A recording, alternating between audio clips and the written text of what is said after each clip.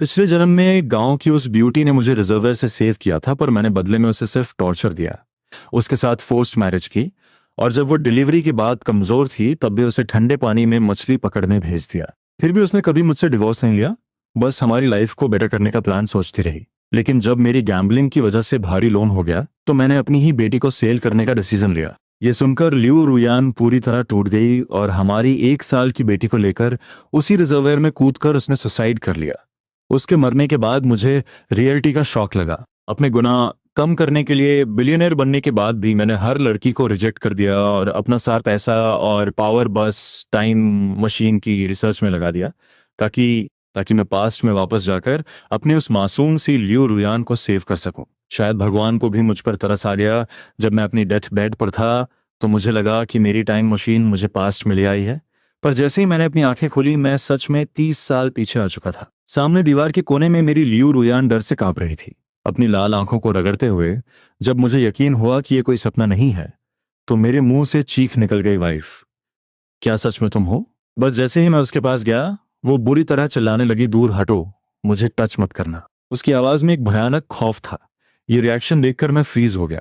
मुझे अचानक याद आया, ये वही टाइम था जब वो अपनी फैमिली से पैसे मांग कर लाई थी ताकि बच्ची के लिए फूड ले सके, पर मैंने उससे वो पैसे भी छीन लिए थे। शराब के नशे में मैंने उसे कितनी बेरहमी से टॉर्चर किया था, ये सोचकर मुझे खुद पर इतनी नफरत हुई कि मैंने अपने ही मुंह पर जोर जोर से 10-12 थप्पड़ जड़ दिए। खून मेरे होठों से रिसने लगा। आंखों में आंसू लिए लियू रुयान चुपचाप मेरी इस हरकत को देखती रही और फिर उसने एक कड़वी स्माइल दी। उसे याद भी नहीं होगा कि मैंने ऐसा कितनी बार किया है। हर बार शराब का नशा उतरने के बाद मैं ऐसे ही घुटनों पर बैठकर ड्रामा करता था, माफी मांगता था, पर कभी नहीं बदला।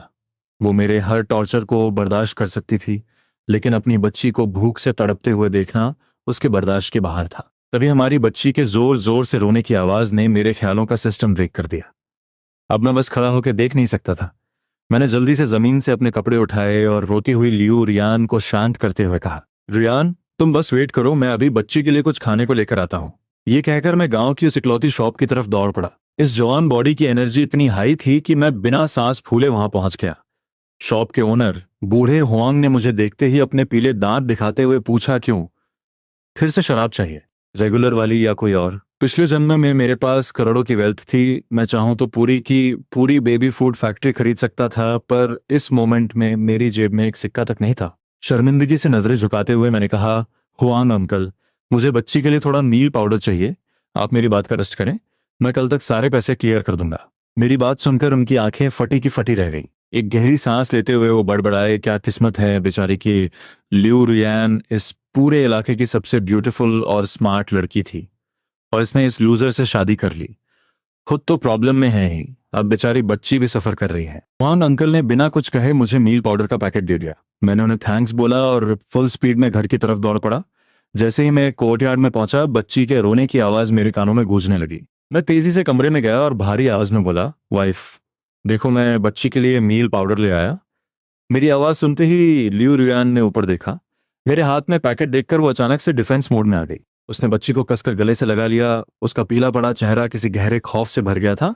मैं तुम्हें वार्निंग दे रही हूँ, मेरी बच्ची को सेल करने की कोशिश मत करना, वरना मैं तुम्हारे साथ अपनी जान भी दे दूंगी। उसकी आवाज में एक भयानक पेन और डेस्परेशन था। मैं वहीं शॉक में फ्रीज हो गया। अचानक मेरे माइंड में एक फ्लैशबैक आया।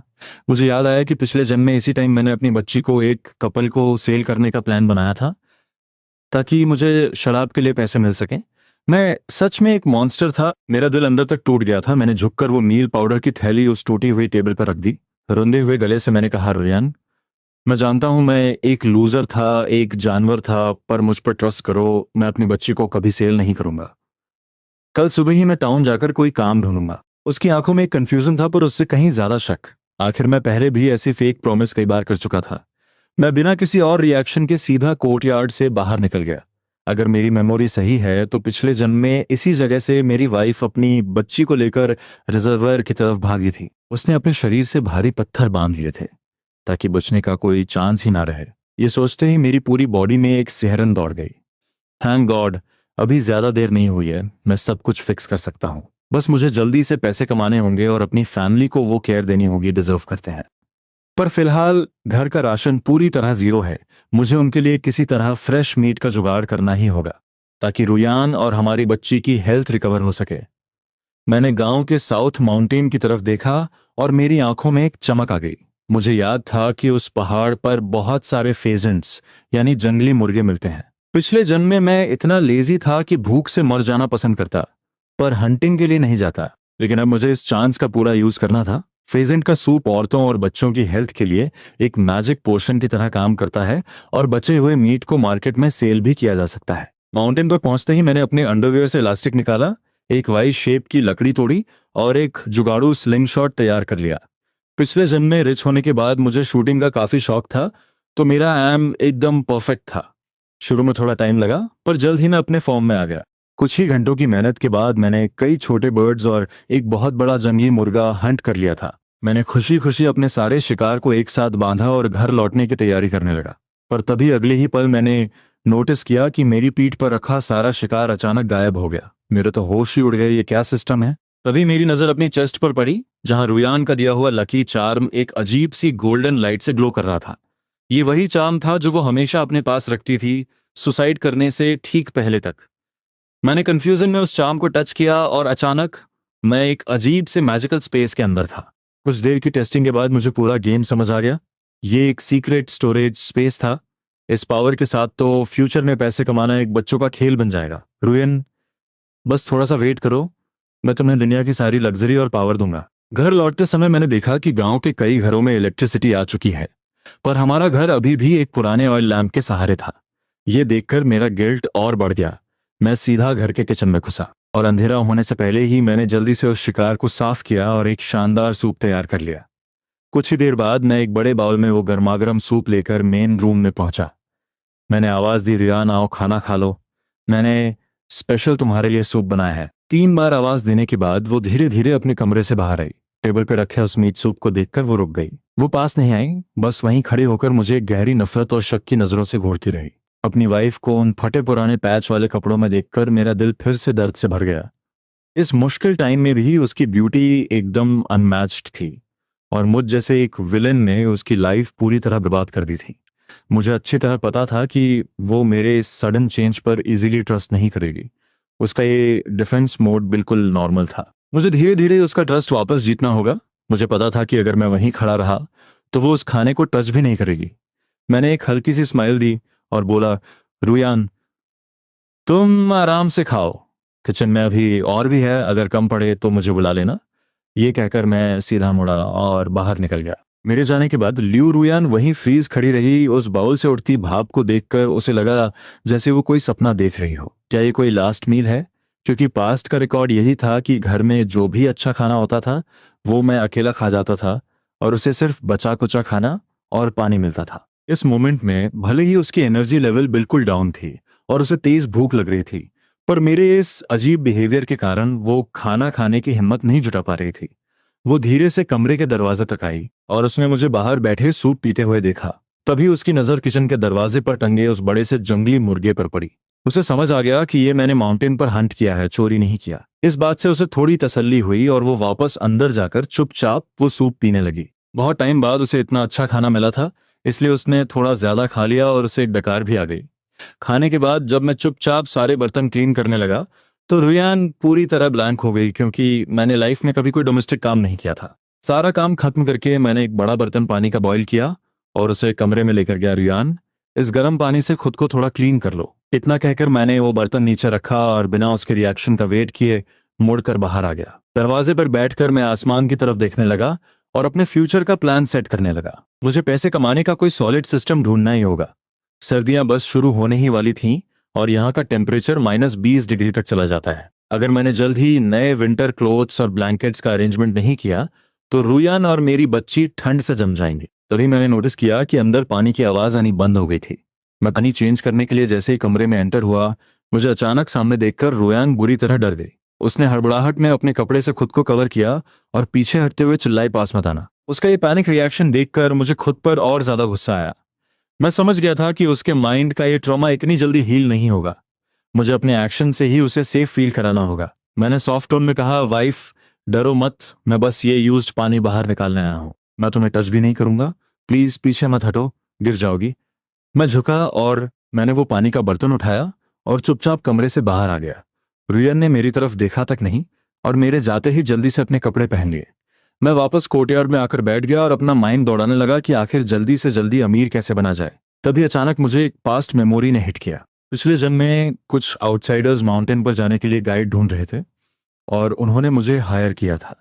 मुझे बस उन्हें रास्ता दिखाने के पैसे मिल रहे थे, इसलिए मैं खुशी खुशी उनके साथ चला गया था। वो लोग उस घने जंगल में कुछ अजीब से प्लांट्स और हर्ब्स कलेक्ट कर रहे थे। उस टाइम मुझे लगता था कि ये सिटी वाले पागल हैं जो घास फूस जमा कर रहे हैं, पर आज मुझे उन हर्ब्स की असली वैल्यू पता थी। बिना एक सेकंड वेस्ट किए मेरा एनर्जी लेवल एकदम हाई हो गया। मैंने एक टॉर्च रेडी की, अपने टूल्स उठाए और रात के उस डार्क और डेंजरस माउंटेन की तरफ निकल पड़ा। मेरी किस्मत सच में मेरे साथ थी। वो रेयर हर्ब्स कलेक्ट करने के साथ साथ मुझे वहाँ एक वाइल्ड सिवेट कैट यानी गोजली का नेस्ट भी मिल गया। मैंने तुरंत उनका शिकार किया, स्किन अलग की और सब कुछ अपने मैजिकल स्टोरेज स्पेस में डाल लिया। अगली सुबह होते ही मैं अपनी बास्केट्स लेकर सीधे टाउन की मार्केट में पहुंच गया। मैंने किसी की नजर बचाकर वो गोजली का मीट और स्किन अपने स्पेस से बाहर निकाला और एक बिजी स्पॉट पर सेल करने के लिए बैठ गया। वो आइटम इतना डिमांड में था कि कुछ ही देर में सारा मीट सेल हो गया। 12 रुपए पॉकेट में डालने के बाद मैं सीधा टाउन की सबसे बड़ी ओल्ड फार्मेसी में गया। जैसे ही मैंने रात में कलेक्ट किए हुए वो रेयर हर्ब्स काउंटर पर रखे, उन मोटे ग्लासेस वाले ओल्ड मैनेजर की आंखें फटी की फटी रह गईं। उसने सूरज की रोशनी में उन हर्ब्स की क्वालिटी को बहुत ध्यान से एनालाइज किया। और फिर एक कनिंग स्माइल के साथ उसने मुझे अपना ऑफर दिया। यंग मैन, मैं तुम्हें इसका ये प्राइस दे सकता हूँ। उसका ऑफर सुनते ही मेरे चेहरे के एक्सप्रेशंस डार्क हो गए। वो मुझे कोई बेवकूफ विलेजर समझकर बुरी तरह स्कैम करने का प्लान कर रहा था। बिना कुछ कहे मैंने अपने हर्ब्स वापस उठाने के लिए हाथ आगे बढ़ाया। ओल्ड मैन का रिएक्शन बहुत तेज था। उसने तुरंत मेरा हाथ पकड़ा और बोला, अरे यंग मैन, इतनी जल्दी क्या है? अगर प्राइस पसंद नहीं आया तो हम नेगोशिएट कर सकते हैं ना। बात करते हुए वो लगातार मेरे फेस को रीड कर रहा था। जब उसने देखा कि मेरी आंखों में एक ऐसा कॉन्फिडेंस है जो मेरे जैसे यंग लड़के में नहीं होना चाहिए, तो उसे हार माननी पड़ी। उसने एक भारी मन से अपना फाइनल ऑफर दिया, 6 ग्रेट यूनिटी नोट्स, इससे ज्यादा मैं एक पैसा नहीं दूंगा। मुझे पता था कि इस रेयर आइटम की वैल्यू मार्केट में इससे कहीं ज्यादा है, पर प्रॉब्लम यह थी कि मुझे आज के आज ही कैश चाहिए था। यहाँ से मेन सिटी बहुत दूर थी और आज की कोई बस भी नहीं बची थी। मेरी वाइफ और बच्ची घर पर भूखे थे। मैंने तुरंत अपना डिसीजन लिया और एक रिलैक्स टोन में बोला, डील डन। उस टाइम के हिसाब से 60 रुपए एक बहुत बड़ा अमाउंट था। ये किसी नॉर्मल वर्कर की 2 महीने की सैलरी के बराबर था। पैसे मिलते ही मैं सीधा घर नहीं गया। सबसे पहले मैंने कुछ ब्लैक मार्केट डीलर से राशन और मीट टिकट्स अरेंज किए। इस एरा में टिकट्स की वैल्यू कैश से भी ज्यादा थी। फिर मैंने बच्ची के लिए बेस्ट क्वालिटी का मिल्क पाउडर और ढेर सारा पोर्क खरीदा। इसके बाद मैं सीधा क्लोथिंग स्टोर गया और उस टाइम की सबसे ट्रेंडिंग ड्रेस और स्कर्ट पैक करवा ली। मुझे पता था कि मेरी रुयान उस ड्रेस में एकदम स्टनिंग लगेगी। आखिर किस लड़की को खूबसूरत दिखना पसंद नहीं होता। वापस लौटते टाइम मेरी मुलाकात एक पुराने हंटर से हुई। मैंने अपने थोड़े से राशन के बदले उसकी वो विंटेज हंटिंग राइफल भी ट्रेड कर ली। इस एरा में जहां मीट मिलना इतना मुश्किल था, एक राइफल मेरे सर्वाइवल का सबसे बेस्ट टूल साबित होने वाली थी। घर पहुंचते ही मैं सीधा किचन में घुस गया और अपनी फैमिली के लिए एक शानदार डिनर प्रिपेयर करने लगा। जैसे ही बाहर अंधेरा हुआ, लियो रुयान अपनी पीठ पर बच्ची को बांधे और हाथ में कुछ मक्के की रोटियां लिए घर लौटी। कोर्टयार्ड में एंटर करते ही उसे फ्रेश मीट की खुशबू आई। वो किचन के दरवाजे पर आकर खड़ी हो गई और मुझे एकदम कोल्ड नजरों से देखने लगी। कल से मेरा ये बदला हुआ बिहेवियर उसे किसी हॉरर मूवी की तरह डरा रहा था। मीट देखकर उसके माइंड में पहला थॉट यही आया कि शायद मैं फिर से कोई गैम्बलिंग गेम जीत कर आया हूं। पास्ट में भी जब मैं कुछ पैसे जीतता था तो ऐसे ही ओवर एक्साइटेड हो जाता था, पर हारने के बाद मैं एक मॉन्स्टर बनकर सारा गुस्सा उसी पर निकालता था। वो पूरे दिन की मेहनत के बाद बुरी तरह एग्जॉस्ट हो चुकी थी। उसके पास मेरे इस ड्रामे को एनालाइज करने की कोई एनर्जी नहीं बची थी। वो चुपचाप अपने कमरे में गई, मक्के की रोटियां साइड में रखी और सोती हुई बच्ची को बेड पर लिटा दिया। तभी अचानक उसकी नजर उस टूटी हुई टेबल पर रखे एक एक्सपेंसिव मिल्क पाउडर के डिब्बे पर पड़ी। वो देखते ही उसका दिमाग पूरी तरह ब्लैंक हो गया। वो तेजी से भागते हुए किचन में आई और बिना कुछ सोचे सीधा मेरे मुंह पर एक जोरदार थप्पड़ जड़ दिया।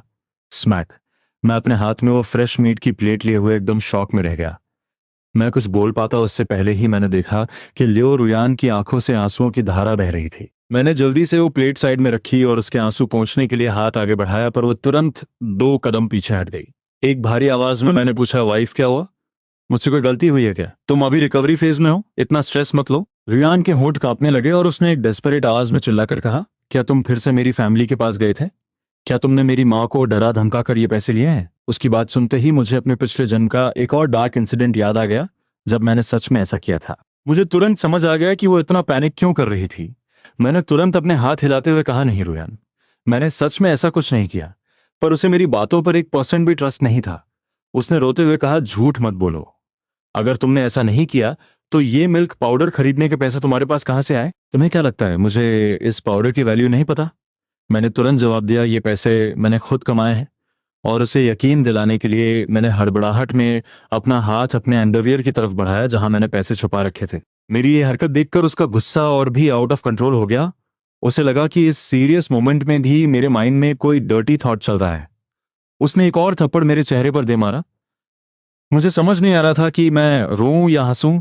मैंने जल्दी से उसे एक्सप्लेन किया, वाइफ, मैं वो सब नहीं सोच रहा हूं, मैं बस तुम्हें अपने पैसे दिखा रहा हूं। ये कहते ही मैंने अपने अंडरवियर से वो 50 रुपए निकाल कर सीधे उसके हाथ में रख दिए। उस भारी अमाउंट को देखते ही रुयान का पूरा सिस्टम हैंग हो गया। उसका सिर चकराने लगा और वो बैलेंस खोने लगी। मैंने उसे सपोर्ट करने के लिए हाथ बढ़ाया पर उसने मुझे जोर से पीछे धकेल दिया। उसे अब भी लग रहा था कि मैंने ये पैसे कहीं से चोरी किए हैं। उसकी आंखों में वो बढ़ता हुआ खौफ देखकर मेरा हार्ट रेट एकदम तेज हो गया। मैंने पूरे डेस्परेशन के साथ उसे समझाना शुरू किया, वाइफ, मेरी बात सुनो। बीती रात मैं माउंटेन पे गया था, वहां मुझे कुछ रेयर शीहू हर्ब्स मिल गए। मैंने उन्हें टाउन ले जाकर सेल किया, जिससे मुझे टोटल 60 रुपए मिले। 10 रुपए का मैंने राशन और सामान ले लिया और बाकी के ये 50 रुपए तुम्हारे सामने हैं। शीहू का नाम सुनते ही रुयान की आंखों में थोड़ा सा लॉजिक वापस आया। उसे पता था कि शीहू की मेडिकल वैल्यू बहुत हाई होती है, पर उसे ढूंढना ऑलमोस्ट इम्पॉसिबल था। क्या सच में इस बार इसकी किस्मत अच्छी थी? क्या मैंने बिना बात के इस पर शक किया? मेरी तरफ देखते हुए वो एक गहरे कंफ्यूजन में थी। उसका ट्रस्ट जीतने के लिए मैंने तुरंत अपना दायां हाथ उठाया और प्रॉमिस करते हुए कहा, मैं कसम खाता हूं रुयान, मैंने कोई क्राइम नहीं किया है। अगर मैं झूठ बोल रहा हूं तो भगवान मुझे अभी के अभी खत्म कर दे। मेरी आंखों में वो सच्चाई देखकर फाइनली उसने एक गहरी सांस ली। माहौल थोड़ा नॉर्मल होते ही मैंने एक हल्की स्माइल के साथ कहा, वाइफ, इन पैसों को अच्छे से छिपा कर रख लो। मैं बस अभी अपने बड़े भाई के घर थोड़ा फ्रेश मीट देकर आता हूँ। मुझे पता था कि मेरा मैजिकल स्पेस पैसों के लिए सबसे सेफ जगह थी, पर अपनी वाइफ के हाथ में अपनी सारी कमाई रखना एक रियल हस्बैंड की निशानी थी। मैंने वो प्लेट उठाई और अपने भाई के घर की तरफ निकल गया। रास्ते में मैंने हुआंग अंकल का सारा उधार भी क्लियर कर दिया। मेरे जाते ही रुयान ने तुरंत घर का दरवाजा लॉक किया। अपनी पूरी मैरिड लाइफ में उसने हमेशा मुझे पैसे छीनते हुए ही देखा था। ये लाइफ में पहली बार था जब मैंने खुद उसे इतनी बड़ी रकम ला कर दी थी। ये अमाउंट इतना बड़ा था कि अगर मैं कोई छोटा मोटा काम भी करूं तो भी हम 2-3 साल तक आराम से सरवाइव कर सकते थे। वो उस टूटे हुए कमरे में चारों तरफ देखने लगी और फाइनली उसने उस पैसे को 5 अलग अलग हिस्सों में डिवाइड करके घर के अलग अलग कोनों में सेफली हाइड कर दिया। इन सबको फिक्स करने के बाद जैसे ही मैंने बाहर से आते हुए एक भारी कदमों की आवाज सुनी, रुयन समझ गई थी कि मैं वापस आ गया हूं।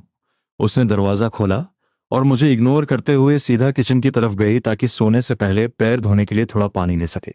पर किचन में एंटर करते ही उसका सिस्टम फिर से हैंग हो गया। पानी का ड्रम आधे से ज्यादा फाइन वाइट फ्लोर मैदे से भरा था, ऑयल का जार फुल था और छत से 15 किलो का एक बड़ा सा पोर्क मीट का पीस लटक रहा था। 15 किलो मीट! कौन सा नॉर्मल इंसान इतना मीट एक साथ लाता है? रुयन का माइंड पूरी तरह ब्लैंक हो गया था। क्या सच में ये इंसान बदल गया है? उसे अभी भी यकीन नहीं हो रहा था।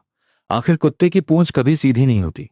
अगली सुबह होते ही मैं फिर से माउंटेन की तरफ निकल पड़ा। मैं चाहता था कि सर्दी जब तक जमीन सॉफ्ट है मैं उन सारी जगहों को स्कैन कर लूं जहां मुझे शिहू हर्ब्स मिलने के चांस थे। अगर स्प्रिंग बसंत तक बात फैल गई कि मैं शिहू कलेक्ट करके पैसे कमा रहा हूं तो फिर मेरे लिए वहां से प्रॉफिट निकालना इम्पॉसिबल हो जाएगा। और मेरी किस्मत सच में कमल की थी। माउंटेन से नीचे उतरते टाइम मुझे एक बहुत ही रेयर और पुराना हीशो वू, एक कीमती चाइनीज हर्ब मिल गया। इसकी वैल्यू तो शीहू से भी कई गुना ज्यादा थी। घर लौटकर मैंने वो सारे हर्ब्स टेबल पर रख दिए। रुएन ने उस जंजर जैसे दिखने वाले हर्ब को देखा। उसने शायद इसके बारे में किसी बुक में पढ़ा था। एक गहरे कंफ्यूजन और शौक के साथ उसने पूछा, क्या ये ही शो वो है? उसकी आवाज में एक डाउट था। मुझे बिल्कुल भी एक्सपेक्टेड नहीं था कि मेरी वाइफ का नॉलेज लेवल इतना ब्रॉड होगा। गांव के ज्यादातर लोगों को तो इसकी वैल्यू का कोई आइडिया ही नहीं था, वरना माउंटेन पर इतने सारे रेयर हर्ब्स कभी बचते ही नहीं। अभी शिहू और हीशोवू की वैल्यू बहुत हाई थी। 10 साल बाद जब एग्रीकल्चरल टेक्नोलॉजी एडवांस हो जाएगी तो ये सब आर्टिफिशियली ग्रो होने लगेंगे और इनकी रेयरनेस खत्म हो जाएगी। पर फिर भी वाइल्ड हर्ब्स की प्राइस हमेशा स्काई हाई ही रहती है, क्योंकि असली वाइल्ड हर्ब्स मार्केट में इजीली नहीं मिलते। मैंने अपनी बत्ती से दिखाते हुए एक बड़ी सी स्माइल दी और बोला, बिल्कुल सही, ये ही शो वो ही है। कल मैं तुम्हें और बच्ची को टाउन लेकर चलूंगा, थोड़ा घूमेंगे और इन आइटम्स को फार्मेसी में सेल भी कर देंगे। टाउन जाने की बात सुनते ही रोयन की बॉडी अचानक फ्रीज हो गई। उसे मेरी वो पुरानी धमकी याद आ गई जब मैंने कहा था कि मैं बच्ची को टाउन के एक कपल को सेल कर दूंगा जिन्हें बच्चे नहीं हुए थे। उसके अंदर का वो डर अभी भी जिंदा था। तुरंत डिफेंस मोड में आते हुए उसने मना कर दिया, बच्ची अभी बहुत छोटी है, हम दोनों कहीं नहीं जाएंगे, तुम जल्दी से हाथ धो लो और खाना खा लो। मैंने तुरंत नोटिस कर लिया कि रुयान का मूड ऑफ हो गया था। मेरा प्लान तो बस उसे टाउन घुमाने और कुछ विंटर क्लोथ्स दिलाने का था, पर वो फिर से अलर्ट हो गई थी। साफ था कि उसे लग रहा था मैं फिर से बच्ची को सेल करने का कोई डार्क प्लान बना रहा हूँ। मेरे पिछले जन्म के वो घटिया एक्शंस इतनी जल्दी उसके माइंड से इरेज नहीं होने वाले थे। मुझे उसे टाइम देना ही होगा। मैंने चुपचाप मुंह धोया और रूम में आकर बैठ गया। तभी मेरी नजर टेबल पर रखे खाने पर पड़ी। एक प्लेट में गोल्डन फ्राइड एग्स थे और एक छोटी सी प्लेट में सुबह का जवा थोड़ा सा मीट। क्या उसने लंच में कोई सब्जी नहीं बनाई? अगर वो ऐसे ही खुद को भूखा मारती रही तो वो कभी रिकवर नहीं हो पाएगी। मुझे जल्दी से जल्दी और पैसे कमाने होंगे ताकि उसे फाइनेंशियली और मेंटली एक सिक्योरिटी फील हो सके। वाइफ, ये एग्स कहाँ से आए? मैंने पूछा। रुयन ने नजरें झुकाए हुए मुझे मैदे के सूप का एक बाउल दिया और बोली, तुम्हारे जाने के बाद मेरी माँ आई थी, वही देकर गई। उसने अपनी माँ के डिवोर्स वाले टॉपिक का एक वर्ड भी मेंशन नहीं किया। मुझे तो ये सोचकर ही भयानक एम्बैरेसमेंट फील हो रही थी कि मैंने अपनी सास से भी शराब के लिए पैसे छीने थे। मुझे इतनी शर्म आ रही थी कि मैंने उससे पूछा तक नहीं कि सास आखिर क्यों आई थी। मेरे माइंड में बस एक ही प्लान चल रहा था। कल इन हर्ब्स को सेल करने के बाद सबसे पहले मुझे सास से लिए हुए पैसे रिफंड करने हैं। मैंने अपना हाथ बढ़ाकर अपनी वाइफ को पास खींचा और उसे कुर्सी पर बिठा दिया। जल्दी खा लो, ये कहकर मैंने उसे एक वाइट ब्रेड मैदे की रोटी दी और खुद कॉर्नमील मक्के की रोटी का बड़ा सा टुकड़ा खाने लगा। रुयान ने वो रोटी ली और धीरे धीरे खाने लगी। वो बीच बीच में चोरी छुपे मुझे देख रही थी। वो सोच रही थी अगर ये इंसान हमेशा ऐसा ही रहे तो कितना अच्छा हो। पर तभी बाहर से किसी ने जोर जोर से दरवाजा पीटना शुरू कर दिया। अरे फोर्थ ब्रदर, हम 3 लोग रेडी हैं, बस तुम्हारी कमी है, जल्दी आओ, शराब और ताश तुम्हारा वेट कर रहे हैं। ये आवाज सुनते ही रुयान का चेहरा कागज की तरह सफेद पड़ गया। वो अपनी बड़ी बड़ी आंखों से मुझे घूरने लगी। उसे पक्का यकीन हो गया था कि मैं फिर से उनके साथ गया। ये आवाज सुनकर मैं एक सेकंड के लिए शॉक में आ गया। फिर मुझे याद आया कि ये लोग कौन है। मैंने अपनी चॉपस्टिक्स नीचे रखी और जैसे ही ऊपर देखा, अपनी वाइफ का वो पीला और डरा हुआ चेहरा देखकर मेरा दिल टूट गया। मैं तुरंत खड़ा हुआ और उसे अपने गले से लगा लिया। वाइफ, क्या हुआ? तुम्हारी तबीयत ठीक नहीं है? मेरी बाहों में आते ही रुयन की पतली और गोरी उंगलियों ने मेरी शर्ट को कसकर पकड़ लिया। उसके होंठ कांप रहे थे। तुम फिर से उनके साथ ताश खेलने और शराब पीने जा रहे हो? उसकी बात सुनकर मुझे फाइनली समझ आया कि वो इतना पैनिक क्यों कर रही थी। उसे डर था कि मैं अपने पुराने एडिक्शन में वापस जा रहा हूँ। मैंने अपनी आवाज को एकदम डीप और सॉफ्ट करते हुए उसे रिलैक्स करने की कोशिश की। डरो मत, मैं कहीं नहीं जा रहा। मैं अभी जाकर उन सबको भगाता हूँ। आज के बाद मैं कभी उन लूजर्स के साथ टाइम वेस्ट नहीं करूंगा। मेरी बाहों में सिर रखे हुए रुयान ने मुझे डाउटफुल नजरों से देखा और पूछा, क्या सच में तुम नहीं जाओगे? इसके बाद मैं सीधा कोर्टयार्ड के दरवाजे पर गया। वहां एयर ल्यूजी नाम का एक लड़का एक बहुत ही स्लीजी स्माइल के साथ खड़ा था। फोर्थ ब्रदर, ये तो गलत बात है। भाभी अभी अभी डिलीवरी से उठी हैं और तुम उन्हें बेड से उतरने ही नहीं दे रहे। कितने दिन हो गए यार, तुम हमारे साथ एक ड्रिंक के लिए भी नहीं आए? उसकी इस बकवास को सुनते ही मेरी आंखों में एक भयानक गुस्सा और मर्डरस इंटेंट आ गया। अब से मुझसे बात करते टाइम अपनी जुबान साफ रखा, वरना अपना ये गंदा मुंह हमेशा के लिए बंद कर ले। बाकी के 2 लड़के जो पहले हंस रहे थे, मेरा ये डार्क एक्सप्रेशन देखकर तुरंत शांत हो गए। माहौल को लाइट करने के लिए उनमें से एक बोला, अरे फोर्थ ब्रदर, तुम तो जानते हो इसका मुंह ही ऐसा है। बात को सीरियसली मत लो, चलो हम सब ड्रिंक पर चलते हैं।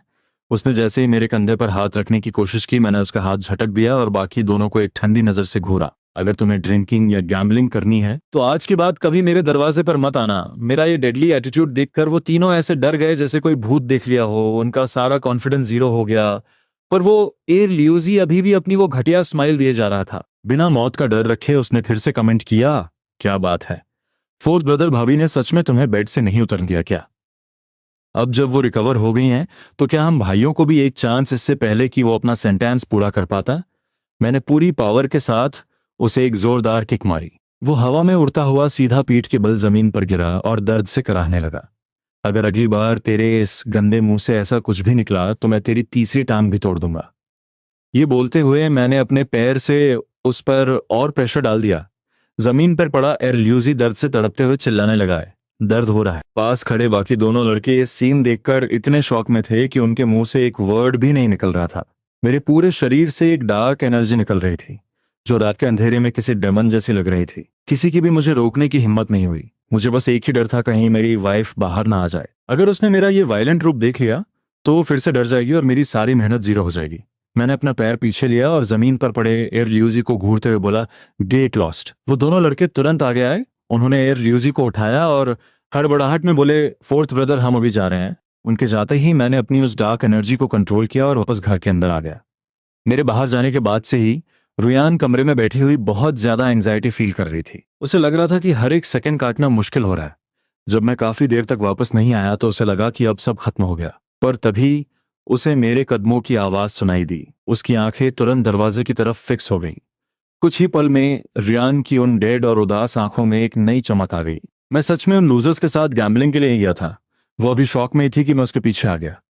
मैंने अपनी बाहों से उसे कवर किया और उसकी गोरी चीक्स पर एक किस किया। क्या हुआ? अपने हस्बैंड को भूल गई क्या? मैं बस थोड़ा बाहर गया था और तुम मुझे मिस करने लगी। रुयन अभी भी सिचुएशन को प्रोसेस नहीं कर पा रही थी। उसे यकीन नहीं हो रहा था कि मैं सच में वापस आ गया हूं। उसने बिना सोचे ही पूछ लिया, क्या तुम सच में अब उनके साथ टाइम स्पेंड नहीं करोगे? मैंने मुंह में रखा ब्रेड का टुकड़ा जल्दी से निकला और बोला, रिपोर्टिंग टू माई वाइफ। मैंने उन सबसे अपने सारे कनेक्शन कट कर दिए हैं। मैं अब कभी उनके साथ हैंग आउट नहीं करूंगा। चलो जल्दी से खाना खत्म करो, रात में हमें बहुत सारी फिजिकल एक्टिविटी करनी है। रुयान ने मेरी आधी बात सुनी और आधी इग्नोर कर दी। उसने बस सिर हिलाया और धीरे धीरे अपना खाना खाने लगी। खाते टाइम वो बार बार चोरी छुपे मुझे देख रही थी। मैं खाना बहुत स्पीड से खा रहा था, पर मेरा स्टाइल बिल्कुल भी मेसी नहीं था। मेरे शार्प और हैंडसम फेस के साथ वो सब कुछ एक मूवी सीन जैसा लग रहा था। जब उसने मुझसे शादी की थी तो उसका एक रीजन मेरी अट्रैक्टिव लुक्स भी थी। वो मेरे इसी आउटर अपीयरेंस से इंप्रेस हो गई थी और बिना कुछ सोचे मुझ जैसे लूजर से शादी कर ली थी। मैंने नोटिस किया कि वो मुझे देखकर ब्लैंक हो रही थी। मुझे समझ नहीं आ रहा था कि उसके इस छोटे से माइंड में अब क्या चल रहा है। मैंने स्माइल करते हुए उसे टीज किया, वाइफ जल्दी खाना खत्म करो, बाद में बेड पर तुम मुझे आराम से देख सकती हो। मेरी इस फ्लर्टी बात से वो तुरंत रियलिटी में वापस आई। उसने मुझे एक एंग्री लुक दिया और शर्माते हुए अपना सिर नीचे कर लिया और फिर से अपना फोकस खाने पर लगा दिया। पर मैं लगातार उसे ही घूर रहा था और उसे देखकर मेरा प्यार और बढ़ रहा था। इस एरा में जहां रिसोर्सेज इतने लिमिटेड थे, खाने को अच्छा फूड नहीं था और कोई कॉस्मेटिक्स भी नहीं थे, फिर भी उसकी स्किन एकदम ग्लोइंग और फ्लॉलेस थी। वो मेरे पिछले जन्म की कई टॉप एक्ट्रेसेस से भी ज्यादा ब्यूटीफुल लग रही थी। तभी मेरी नजर उसके हाथों पर पड़ी। उसके जॉइंट्स रेड हो रहे थे। मैंने तुरंत उसका वो पतला सा हाथ पकड़ा और अपने सामने कर लिया। मुझे बाहर सूख रहे कपड़े याद आ गए। मैंने डिसाइड कर लिया कि कल जब मैं टाउन में अपने हर्ब सेल करूंगा तो ब्लैक मार्केट से एक वॉशिंग मशीन का टिकट अरेंज करूंगा। इस टाइम में ज्यादातर लोगों को तो वॉशिंग मशीन के बारे में पता भी नहीं था और कोई इसके लिए पैसे भी खर्च नहीं करना चाहता था। पर वॉशिंग मशीन आने के बाद मेरी वाइफ को कपड़े हाथों से रगड़ रगड़ कर नहीं धोने पड़ेंगे। मेरी इस इंटेंस नजरों से रुयान को बहुत एम्बैरेसमेंट फील हो रही थी। उसने तुरंत अपना हाथ खींचा और कोई बहाना बनाकर वहां से चली गई। अगली सुबह मैं जल्दी ही टाउन के लिए निकल पड़ा। रास्ते में पहले से ही बहुत सारे लोग थे। इस एरा में अगर किसी के पास एक क्लासिक बाइसिकल 28 इंच फ्रेम वाली होती थी तो वो बहुत रिच माना जाता था, इसलिए ज्यादातर लोग पैदल ही ट्रेवल करते थे। मैं अपनी हाई स्पीड से चलकर टाउन पहुंचा और वहां से मेन सिटी जाने वाली फर्स्ट बस पकड़ ली। उस टाइम ट्रांसपोर्टेशन सिस्टम बहुत वीक था। कई लोग तो अपनी पूरी लाइफ में अपना टाउन भी क्रॉस नहीं करते थे। बस की विंडो से बाहर का नज़ारा देखते हुए मेरा माइंड बस एक ही बात कैलकुलेट कर रहा था, अगले 2 साल में मुझे मैक्सिमम प्रॉफिट कैसे जनरेट करना है ताकि फ्यूचर के लिए मेरे पास एक सॉलिड कैपिटल रेडी रहे। कुछ ही देर में वो पुरानी बस झटके खाते हुए मेन सिटी पहुंच गई। इस सिटी में अब कुछ 3 व्हीलर्स ऑटो और रेयर 4 व्हीलर्स कारें भी दिखने लगी थी। मैं अपनी पास्ट मेमोरी को यूज करते हुए सीधे उस बड़ी चाइनीज फार्मेसी में पहुंच गया। उस थोड़े से प्राउड एटीट्यूड वाले मिडिल एज मैनेजर ने मेरे आइटम्स को देखा। पहले उसने मुझे ऊपर से नीचे तक स्कैन किया और फिर वो शीहू उठाकर बहुत बारीकी से ऑब्जर्व करने लगा। उसे देखते ही समझ आ गया कि ये एक टॉप क्वालिटी वाइल्ड शीहू है। इसकी एक एक रूट बिल्कुल परफेक्ट थी। वो अंदर से बहुत हैरान था, ये यंग लड़का इतने फ्रेश और हाई क्वालिटी हर्ब्स कहाँ से लेकर आया है। उसने बहुत ही केयरफुली उस शीहू को काउंटर पर रखा और मेरी तरफ देखते हुए पूछा कि मुझे इसका क्या प्राइस चाहिए। जब उसने मुझे खुद प्राइस कोट करने को कहा तो मैंने भी बिना किसी हेजिटेशन के सीधा एक बड़ा नंबर बोल दिया। मुझे पता था कि वो पक्का नेगोशिएट करेगा और हुआ भी वही। जैसे ही उसने मेरा प्राइस सुना, उसे समझ आ गया कि मैं कोई बेवकूफ नहीं हूं जिसे वो इजीली स्कैम कर सके। उसने तुरंत मुझे पीछे के प्राइवेट रूम में इनवाइट किया। वहां लगभग 1 घंटे तक हमारी डिबेट चली और फाइनली मैंने अपने दोनों शीहू, वो रेयर ही शोवू और बाकी सारे आइटम्स उसे सेल कर दिए। मेरे पास वो मैजिकल स्पेस था, इसलिए मुझे इन हर्ब्स को ड्राई या प्रिजर्व करने की टेंशन नहीं थी, वरना इतने दिनों में ये सब सड़कर खराब हो जाते। इस पूरी डील के दौरान मेरा और उस फार्मेसी ओनर का एक अच्छा कनेक्शन बन गया। उस ओनर का नेटवर्क बहुत स्ट्रांग था। सिटी के कई बड़े लोग उसके पास हाई क्वालिटी आइटम्स के लिए आते थे, इसलिए उसके पास इतना कैपिटल था कि उसने मेरे सारे रेयर आइटम्स एक ही बार में परचेज कर लिए। 30 ग्रेट यूनिटी नोट्स, एक बहुत बड़ा अमाउंट अपनी पॉकेट में रखकर मैं फार्मेसी से बाहर आया और सीधा स्टेट एंड डिपार्टमेंटल स्टोर की तरफ गया। मेरा प्लान था रुयान के लिए एक वॉशिंग मशीन खरीदना, पर जब मैंने वहां के सेल्स पर्सन से पूछा तो मेरा सिस्टम क्रैश हो गया। मेरी मेमोरी मुझे धोखा दे गई थी। इस एरा में वॉशिंग मशीन सिर्फ होटल्स और लॉन्ड्री शॉप्स के लिए होती थी। डोमेस्टिक यूज के लिए अभी वो मार्केट में आई ही नहीं थी। चाइना की पहली डोमेस्टिक वॉशिंग मशीन 1978 में बनी थी, जो अभी मैन्युफैक्चर भी नहीं हुई थी। पर लकीली वो ब्लैक मार्केट डीलर मुझे एक बहुत बड़ा कस्टमर समझकर फुल वीआईपी ट्रीटमेंट दे रहा था। जब उसे पता चला कि मुझे आज ही एक फ्रिज अपने गांव लेकर जाना है, तो उसने अपने एक जान पहचान वाले ट्रैक्टर ड्राइवर को बुला लिया। सिर्फ 5 रुपए में वो मेरा सारा सामान सीधा मेरे घर के दरवाजे तक ड्रॉप करने के लिए रेडी हो गया। मैंने तुरंत डील डन कर दी। डिपार्टमेंटल स्टोर से मैंने अपनी वाइफ के लिए एक थिक रेड स्वेटर खरीदा और बच्ची के लिए बहुत सारे ब्रांड न्यू कपड़े। जो भी मेरे माइंड में आया मैंने सब कुछ परचेज कर लिया, इतना कि वो ट्रैक्टर आधा भर गया था। वो ट्रैक्टर ड्राइवर मुझे देखकर शॉक में था। उसे यकीन नहीं हो रहा था कि फटे पुराने कपड़े पहनने वाले इस यंग लड़के के पास इतना कैपिटल है कि वो एक साथ इतनी शॉपिंग कर सके। जब मेरी सारी परचेसिंग खत्म हुई तब तक दोपहर हो चुकी थी। मैं उस ट्रैक्टर पर बैठ गया। रास्ते बहुत खराब थे तो मुझे पूरे टाइम उस फ्रिज को पकड़ कर रखना पड़ा। उसी टाइम मेरे घर पर जब रुयान सुबह उठी तो उसने देखा कि बच्ची उसके पास सो रही है, पर मैं गायब हूँ। दोपहर के टाइम गांव का लीडर वांग शुआनजू एक बहुत ही यंग और ब्यूटीफुल लड़की को लेकर मेरे घर पहुंचा। अरे, फोर्थ ब्रदर की वाइफ, ये ली त्यान त्यान है, सिटी से आई हुई एक एजुकेटेड यूथ। अब से ये तुम्हारे घर पर ही रहेगी। अपने हस्बैंड को बोल देना कि इसके रहने के लिए एक रूम खाली कर दे। ये सुनकर रुयान पूरी तरह पैनिक कर गई। हमारे घर में अचानक से एक नई लड़की? इन 3 छोटे से मिट्टी के कमरों में हम सब कैसे मैनेज करेंगे? एक कमरे में हम दोनों रहते हैं, बीच वाला मेन रूम डाइनिंग के लिए है और तीसरे रूम में सारा कबाड़ और एक्स्ट्रा सामान रखा है। वहां इसके रहने की जगह कहाँ है? लीडर साहब, वो अभी घर पे नहीं है, मैं इस बारे में कोई डिसीजन नहीं ले सकती। वांग शुआनजू के चेहरे पर एक इरिटेशन आ गई। उसने रुयान की बात को इग्नोर करते हुए अपना हाथ हिलाया, उस सिटी गर्ल को कुछ इंस्ट्रक्शंस दिए और वहां से सीधा निकल गया। अगर मैंने उसे वो मीट का पीस नहीं दिया होता तो वो इतनी ब्यूटीफुल और यंग लड़की को मेरे घर क्यों भेजता? इस बार सिटी से टोटल 25 एजुकेटेड यूथ्स गांव में आए थे, जिनमें ज्यादातर यंग लड़के थे, और उसमें ये इकलौती डेलिकेट और ब्यूटीफुल लड़की हमारे घर असाइन कर दी। लीडर का लॉजिक सिंपल था, हम एक यंग कपल हैं तो हमारे घर एक यंग लड़की को रखना ज्यादा सेफ है बजाय किसी यंग लड़के के। और उसे ये भी टेंशन नहीं थी कि कोई दूसरा लड़का मेरी वाइफ पे गंदी नजर डालेगा। लीडर के जाने के बाद ली त्यान अपने कैनवास बैग को पकड़े हुए वहां खड़ी रही। उसने उन 3 टूटे फूटे मिट्टी के कमरे को देखा और अंदर ही अंदर डरने लगी। उसे समझ आ गया कि उसकी लाइफ बाकी यूथ से बहुत ज्यादा डार्क और टफ होने वाली है। होंगमे नाम की लड़की को जिस फैमिली में भेजा गया था वो काफी रिच लग रहे थे। वो एक मिडिल एज कपल था जिनके 3 बच्चे थे और वो सब बहुत अच्छे कपड़े पहने हुए थे। रास्ते में आते टाइम ली त्यान ने सुना था कि जिस फैमिली में उसे भेजा जा रहा है उसका हस्बैंड एक नंबर का लूजर है, जो गैम्बलिंग करता है, शराब पीता है और अपनी वाइफ को पीटता है। और वो फैमिली इतनी गरीब है कि उनके पास खाने को भी कुछ नहीं है। यहाँ आने से पहले उसे लग रहा था कि लोग शायद थोड़ा एक्स्ट्रा बोल रहे हैं, पर अब इस घर की हालत देखकर उसे यकीन हो गया था कि उन्होंने कुछ भी फेक नहीं बोला था। इस घर की ओनर रुयान ने बहुत ही पुराने और मिसफिट कपड़े पहने हुए थे, पर फिर भी वो हद से ज्यादा ब्यूटीफुल थी। रुयान ने नोटिस कर लिया कि वो लड़की उसे ऊपर से नीचे तक स्कैन कर रही थी। रुयान ने पहले अपने पैच लगे हुए पुराने कपड़ों को देखा और फिर उस लड़की को जिसने एक बहुत ही ट्रेंडी स्कर्ट, वाइट सॉक्स और लेदर शूज पहने हुए थे। वो सच में बहुत ग्लैमरस लग रही थी। रुयान ने उसके उस जजिंग लुक को इग्नोर करते हुए कहा, तुम बैठ जाओ, वो रूम उसमें बहुत सारा कबाड़ भरा है। जब मेरे हस्बैंड वापस आएंगे तभी हम वो रूम तुम्हारे लिए क्लियर कर पाएंगे। इतना कहकर वो रूम में गई और एक थर्मस लेकर आई ताकि उस गेस्ट को पानी सर्व कर सके। ली त्यान थोड़ी ऑकवर्ड फील कर रही थी। उसने बस नोट किया और कोर्टयार्ड में रखे एक स्टूल पर बैठ गई। उसने रुयान की तरफ देखकर एक फेक स्माइल दी। उसके माइंड में बस एक ही प्लान चल रहा था, मुझे किसी भी तरह वो रिटर्न टू सिटी लेटर हासिल करना होगा। वो एक दिन भी इस डंपयार्ड में नहीं रुकना चाहती थी, स्पेशली एक ऐसे घर में जहां का ओनर एक क्रिमिनल और लूजर हो। उसे अब बहुत केयरफुल रहना होगा ताकि वो लूजर उस पर कोई गंदी नजर ना डाल सके। रुयान ने सोचा था कि वो लंच में कुछ सिंपल सा बना लेगी, पर अब घर में एक नई गेस्ट आ गई थी। तो उसे कुछ अच्छा बनाना ही पड़ेगा।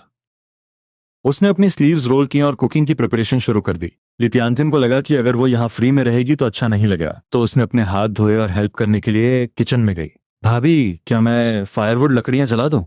पर जैसे ही उसने किचन में एंटर किया, वो शॉक में फ्रीज हो गई। वो टूटा फूटा सा किचन अंदर से बहुत नीट और क्लीन था, और सबसे बड़ा शौक, छत से मीट का एक बहुत बड़ा पीस लटक रहा था। इसने कहा था कि ये फैमिली इतनी गरीब है कि इनके पास खाने को कुछ नहीं है। जिस घर में राशन नहीं होता वो इतना बड़ा मीट कैसे अफोर्ड कर सकते हैं? रुयान अपना आटा गूंथने में बिजी थी। ली तियान तियान की आवाज सुनकर उसने बिना देखे कहा, तुम्हारी हेल्प की जरूरत नहीं है। अगर तुम फ्री हो तो बाहर जाकर मेरी बच्ची का ध्यान रख लो। ली तियान तियान ने नोट किया और किचन से बाहर आ गई। वो उस छोटे से बेड के पास गई और उस बच्ची को देखा। वो बच्ची बहुत ही क्यूट और डॉल जैसी लग रही थी, बस थोड़ी सी कमजोर थी। वो झुकी और उस बच्ची के साथ खेलने लगी। उसके माइंड में एक कंफ्यूजन था, ये ओनर रुयान तो मेरी ही एज की लग रही है, इतनी फेयर और ब्यूटीफुल है, फिर उसने इतनी जल्दी शादी क्यों कर ली? और उसकी एक बच्ची भी है। अगर इसकी लुक्स इतनी अच्छी हैं तो इसे तो कोई रिच और वेल सेटल्ड हस्बैंड मिल सकता था। फिर इसने ऐसे लूजर से शादी क्यों की? क्या उस आदमी ने इसे फोर्स किया था, या किसी मजबूरी में इसने शादी की थी? ये सब सोचकर ली ट्यान ट्यान को और ज्यादा डर लगने लगा। उसे अब इस घर में एक सेकंड भी नहीं रुकना था। वो सोच रही थी कि क्या वो वापस विलेज लीडर के पास जाकर अपनी लोकेशन चेंज करवा सकती है। किचन में रुयान बिजी थी और बाहर बैठी वो सिटी गर्ल अपनी ही माइंड में एक पूरी सस्पेंस थ्रिलर मूवी डायरेक्ट कर रही थी। दोपहर के लगभग 4 बजे वो ट्रैक्टर जोरदार शोर करता हुआ गांव में एंटर हुआ और सीधा मेरे बताए हुए डायरेक्शन पर आकर मेरे दरवाजे पर रुक गया।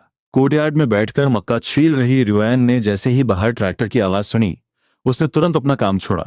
वो जल्दी से खड़ी हुई और दरवाजे की तरफ आई, और उसी टाइम उसने मुझे उस ट्रैक्टर से जंप करते हुए देखा। उसका माइंड फिर से कंफ्यूज हो गया, ये शोर मचाने वाले ट्रैक्टर पर बैठकर क्यों वापस आया है? इससे पहले कि रुयान मुझसे कुछ पूछ पाती, ट्रैक्टर ड्राइवर ने जोर से चिल्लाकर कहा, यंग मैन, तुम्हारे पास तो बहुत सारा सामान है, क्या तुम्हारे घर में इन सब के लिए स्पेस है? ये बोलते हुए वो ट्रैक्टर के पीछे गया। उसने पूरी पावर लगाकर उस भारी फ्रिज को किनारे तक खिसकाया।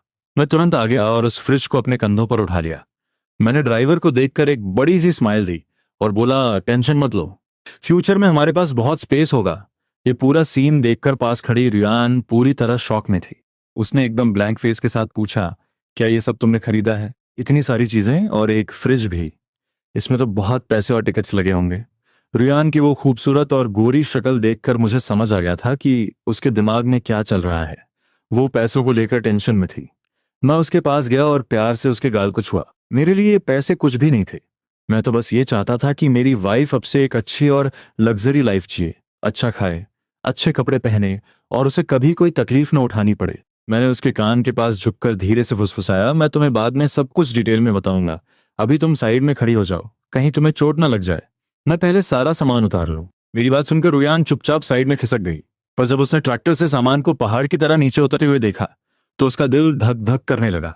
अगर उसे पता होता कि मैं इतना सारा सामान खरीदने वाला हूं तो वो भी बच्ची को लेकर मेरे साथ सिटी चली जाती। इतने सारे पैसे खर्च कर दिए, इसे बिल्कुल भी पैसे बचाना नहीं आता। सिर्फ इस एक फ्रिज के लिए कितने पैसे लगे होंगे, कितना खर्चीला इंसान है। रुयन अपने मन में बड़बड़ा रही थी। उसी समय कोने में खड़ी ली तियान बच्ची को गोद में लिए हुए मुझे घूर रही थी।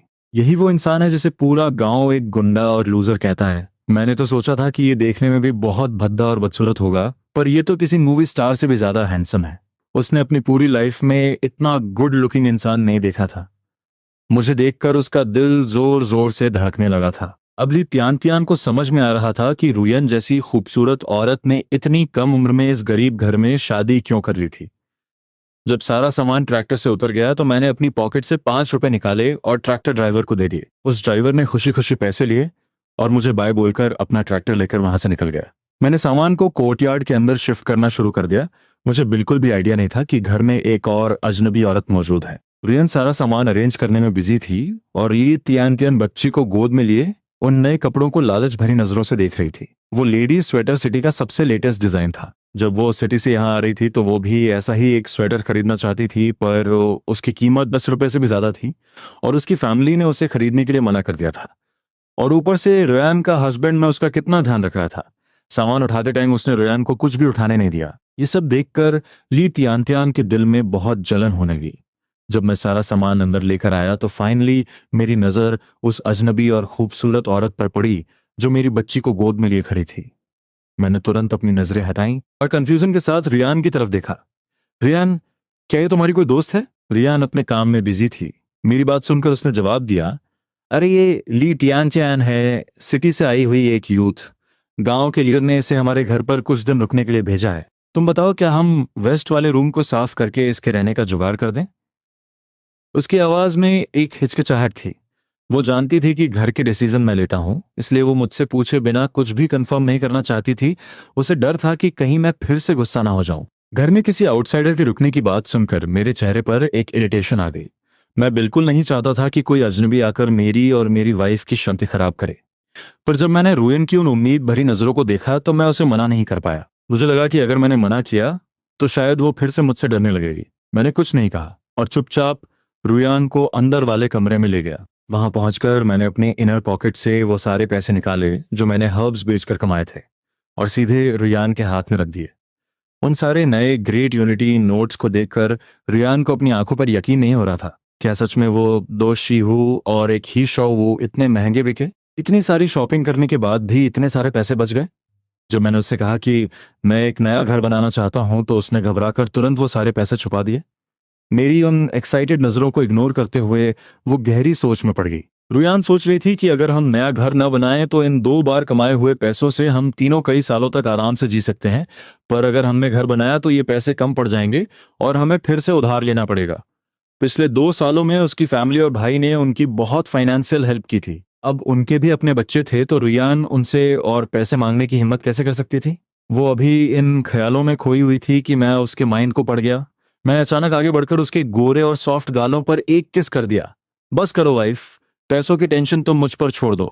गाल पर अचानक हुए उस वार्म टच से रुयान का चेहरा टमाटर की तरह लाल हो गया। उसने मुझे एक प्यारी सी गुस्से वाली लुक दी और बोली, क्या कर रहे हो? बाहर कोई है? तुम्हें बिल्कुल भी शर्म नहीं आती? पर मेरी स्किन अब बहुत मोटी हो चुकी थी, मुझे किसी बात की कोई परवाह नहीं थी। मैं बस हंसते हुए अपनी खूबसूरत वाइफ को देखता रहा। तभी रुयन ने धीरे से याद दिलाया कि बाहर कोई हमारा वेट कर रहा है। मैं तुरंत सीरियस हुआ और धीरे धीरे चलकर कोर्टयार्ड में आ गया। बाहर आकर मैंने देखा कि वो सिटी गर्ल ली टियानटियान अभी भी वहीं खड़ी है। उसने अपना लोकेशन चेंज करवाने का प्लान ड्रॉप कर दिया था। इस घर का ओनर वैसा बिल्कुल नहीं था जैसा गांव के लोग बता रहे थे। अभी जब रुयान सामान सेट कर रही थी तो ली टियानटियान ने एक चीज बहुत ध्यान से नोटिस की थी। मैंने घर का सारा सामान खरीदा था, बच्ची के लिए कपड़े लिए थे और रुयान के लिए भी, पर मैंने खुद के लिए एक भी चीज नहीं ली थी।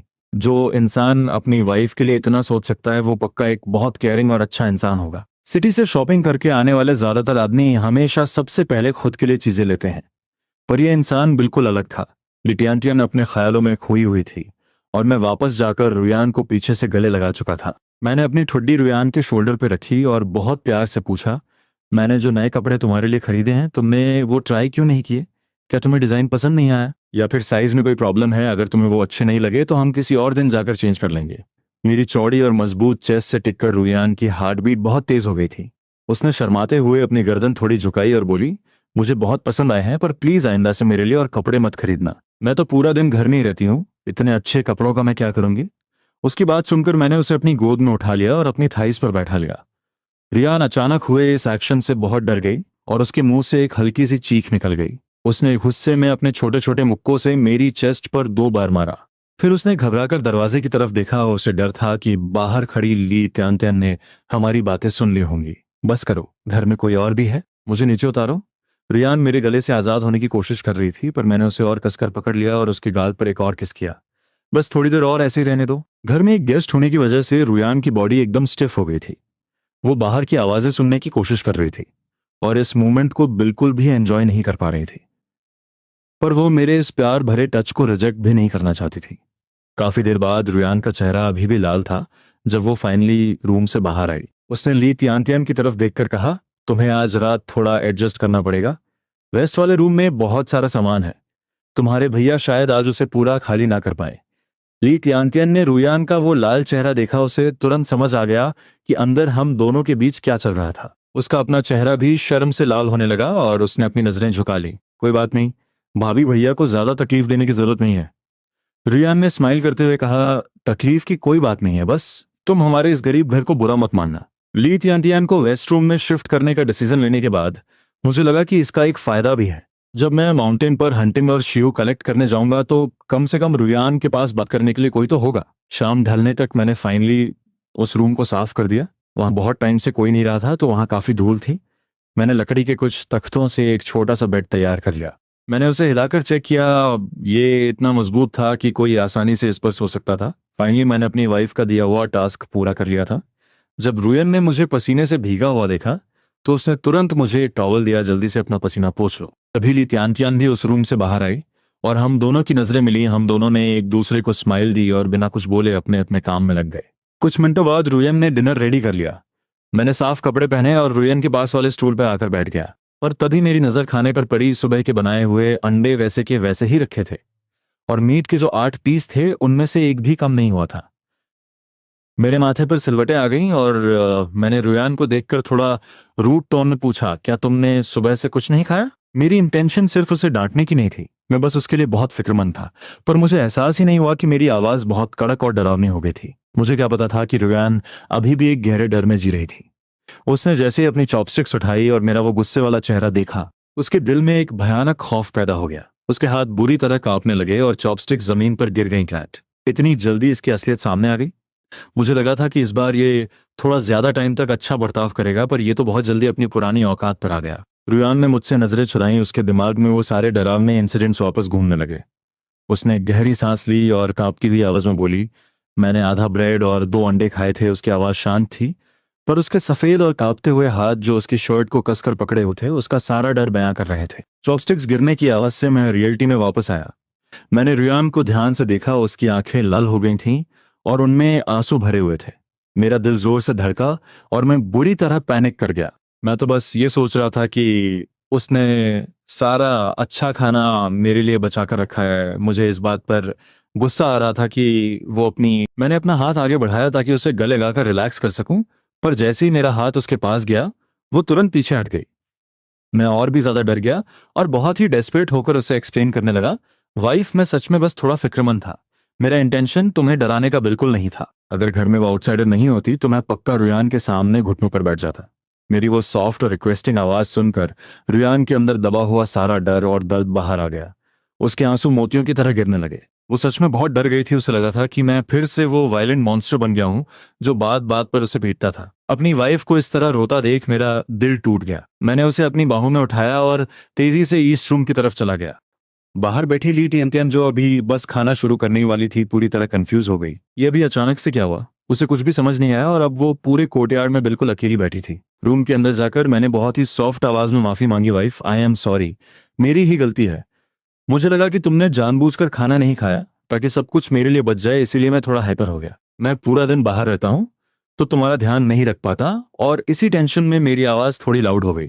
मेरा एक्सप्लेनेशन सुनकर रुयान का दिल थोड़ा रिलैक्स हुआ और उसे समझ आ गया कि मैं सच में उसकी फिक्र कर रहा था।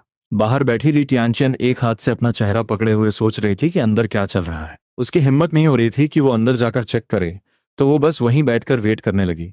काफी देर बाद कमरे से कुछ आवाजें आईं और फिर हम दोनों बाहर आ गए। ली तियान ने नोटिस किया कि रुयान की आंखों के किनारे अभी भी गीले थे, मतलब मैंने उसे मना लिया था।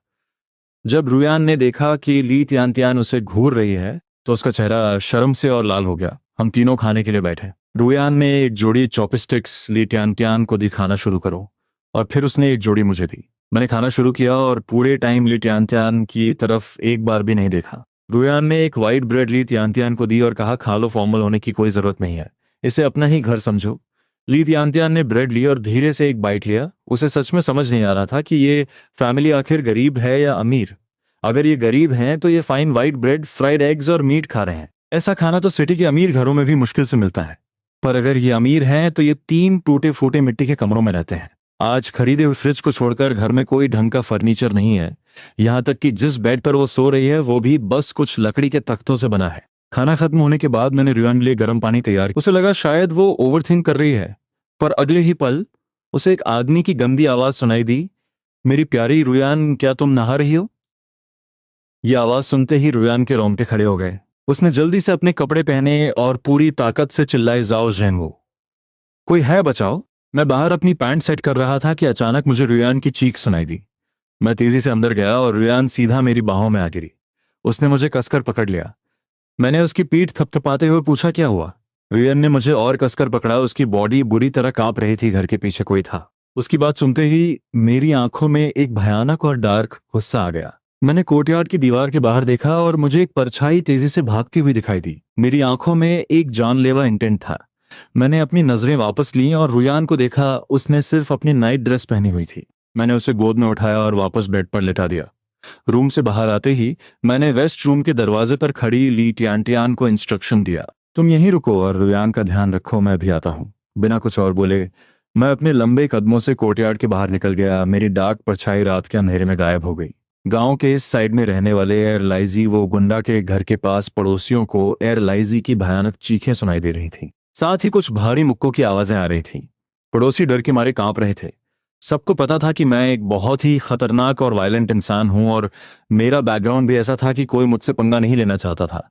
उन्हें समझ नहीं आ रहा था कि अर्लेजी ने ऐसा क्या किया जो मैं उसे इतनी बुरी तरह पीट रहा हूं। ऐसा लग रहा था कि आज मैं उसे जान से मार ही दूंगा। फोर्थ ब्रदर, मुझे माफ कर दो। मैं तो बस उस सिटी से आई हुई लड़की ली तियान को देखने गया था। मैंने सच में कुछ नहीं देखा। उसकी बकवास सुनकर मैंने सीधा उसके जबड़े पर एक जोरदार पंच मारा और उसका जबड़ा डिसलोकेट कर दिया। क्या बकवास कर रहा है? तू वहां मीट देखने गया था। क्या तुझे मीट खाना है? हाँ नहीं, फोर्थ ब्रदर, मैं गलत था। मुझे माफ कर दो। एयरलाइजी के पास अब उठकर माफी मांगने की ताकत भी नहीं बची थी। उसे सच में लग रहा था कि आज उसकी जान चली जाएगी। एक मोमेंट के लिए मेरे माइंड में आया कि मैं इसे हमेशा के लिए अपाहिज कर दूं, पर रुयान और अपनी बच्ची का चेहरा याद आते ही मैंने अपने मुक्कों की ताकत थोड़ी कम कर दी। घर पर बेड पर लेटी हुई रुयान को टाइम का कोई आइडिया नहीं था। थोड़ी देर बाद उसे कोर्टयार्ड से पानी गिरने की आवाज आई और वो समझ गई कि मैं वापस आ गया हूं और नहा रहा हूं। लगभग 15 मिनट बाद दरवाजा खुलने और बंद होने की आवाज आई। अंधेरे में मैंने सोचा कि रुयान सो गई है। जैसे ही मैं बेड पर चढ़ने लगा, रुयान की आवाज आई, तुम आ गए। उसने तुरंत लाइट ऑन कर दी। मैंने अपना मोशन रोका और उसे देखा। वो अपना सिर अपने एक हाथ पर टिकाए हुए लेटी थी। उसके काले बाल उसके गोरे कंधों पर फैले हुए थे। उसने सिर्फ एक पतली सी स्लीवलेस टी शर्ट और शॉर्ट्स पहने हुए थे। उसकी गोरी और लंबी टांगे पूरी तरह एक्सपोज थीं। इस हॉट सीन को देखकर मेरी आंखों में एक इंटेंस डिजायर आ गई। मैं उसके पास गया और उसके एकदम करीब लेट गया। फिर मैंने हाथ बढ़ाकर लाइट ऑफ कर दी। अंधेरे में मैंने रुयान को अपनी बाहों में लिया। उसकी पतली कमर पर हाथ रखा और प्यार से उसकी पीठ सहलाते हुए बोला, अब सब ठीक है वाइफ, डरो मत। उसकी आधी बॉडी मेरे ऊपर थी और मैं उसके इस सॉफ्ट टच से खुद को कंट्रोल करने की कोशिश कर रहा था। अंधेरे में उसकी बॉडी से आने वाली वो स्वीट सी खुशबू मुझे और क्रेजी कर रही थी। मैंने अपना थ्रोट क्लियर किया और एक डीप भारी आवाज में कहा, सब ठीक है, अब सो जाओ। जब तक मैं वापस नहीं आया था वो सो नहीं पा रही थी। उसे डर था कि कहीं मैं गुस्से में उस आदमी को जान से न मार दूं और गांव के लोग फिर से हमारे बारे में उल्टी सीधी बातें न बनाने लगे।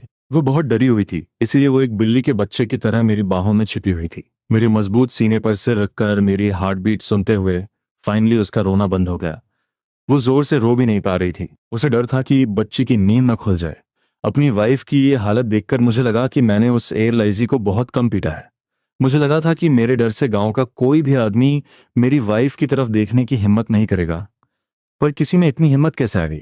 खैर, आज के बाद गांव का कोई भी इंसान ऐसी घटिया हरकत करने की हिम्मत नहीं करेगा। मेरे चेहरे पर थकान देखकर रियान सोचने लगी कि मैं पूरा दिन शीहो ढूंढने में मेहनत करता हूँ, फिर उसे बेचकर जो पैसे आते हैं वो मुझे दे देता है और अब मुझे प्रोटेक्ट भी कर रहा है। उसे फाइनली यकीन हो गया था कि मैं सच में बदल गया हूँ।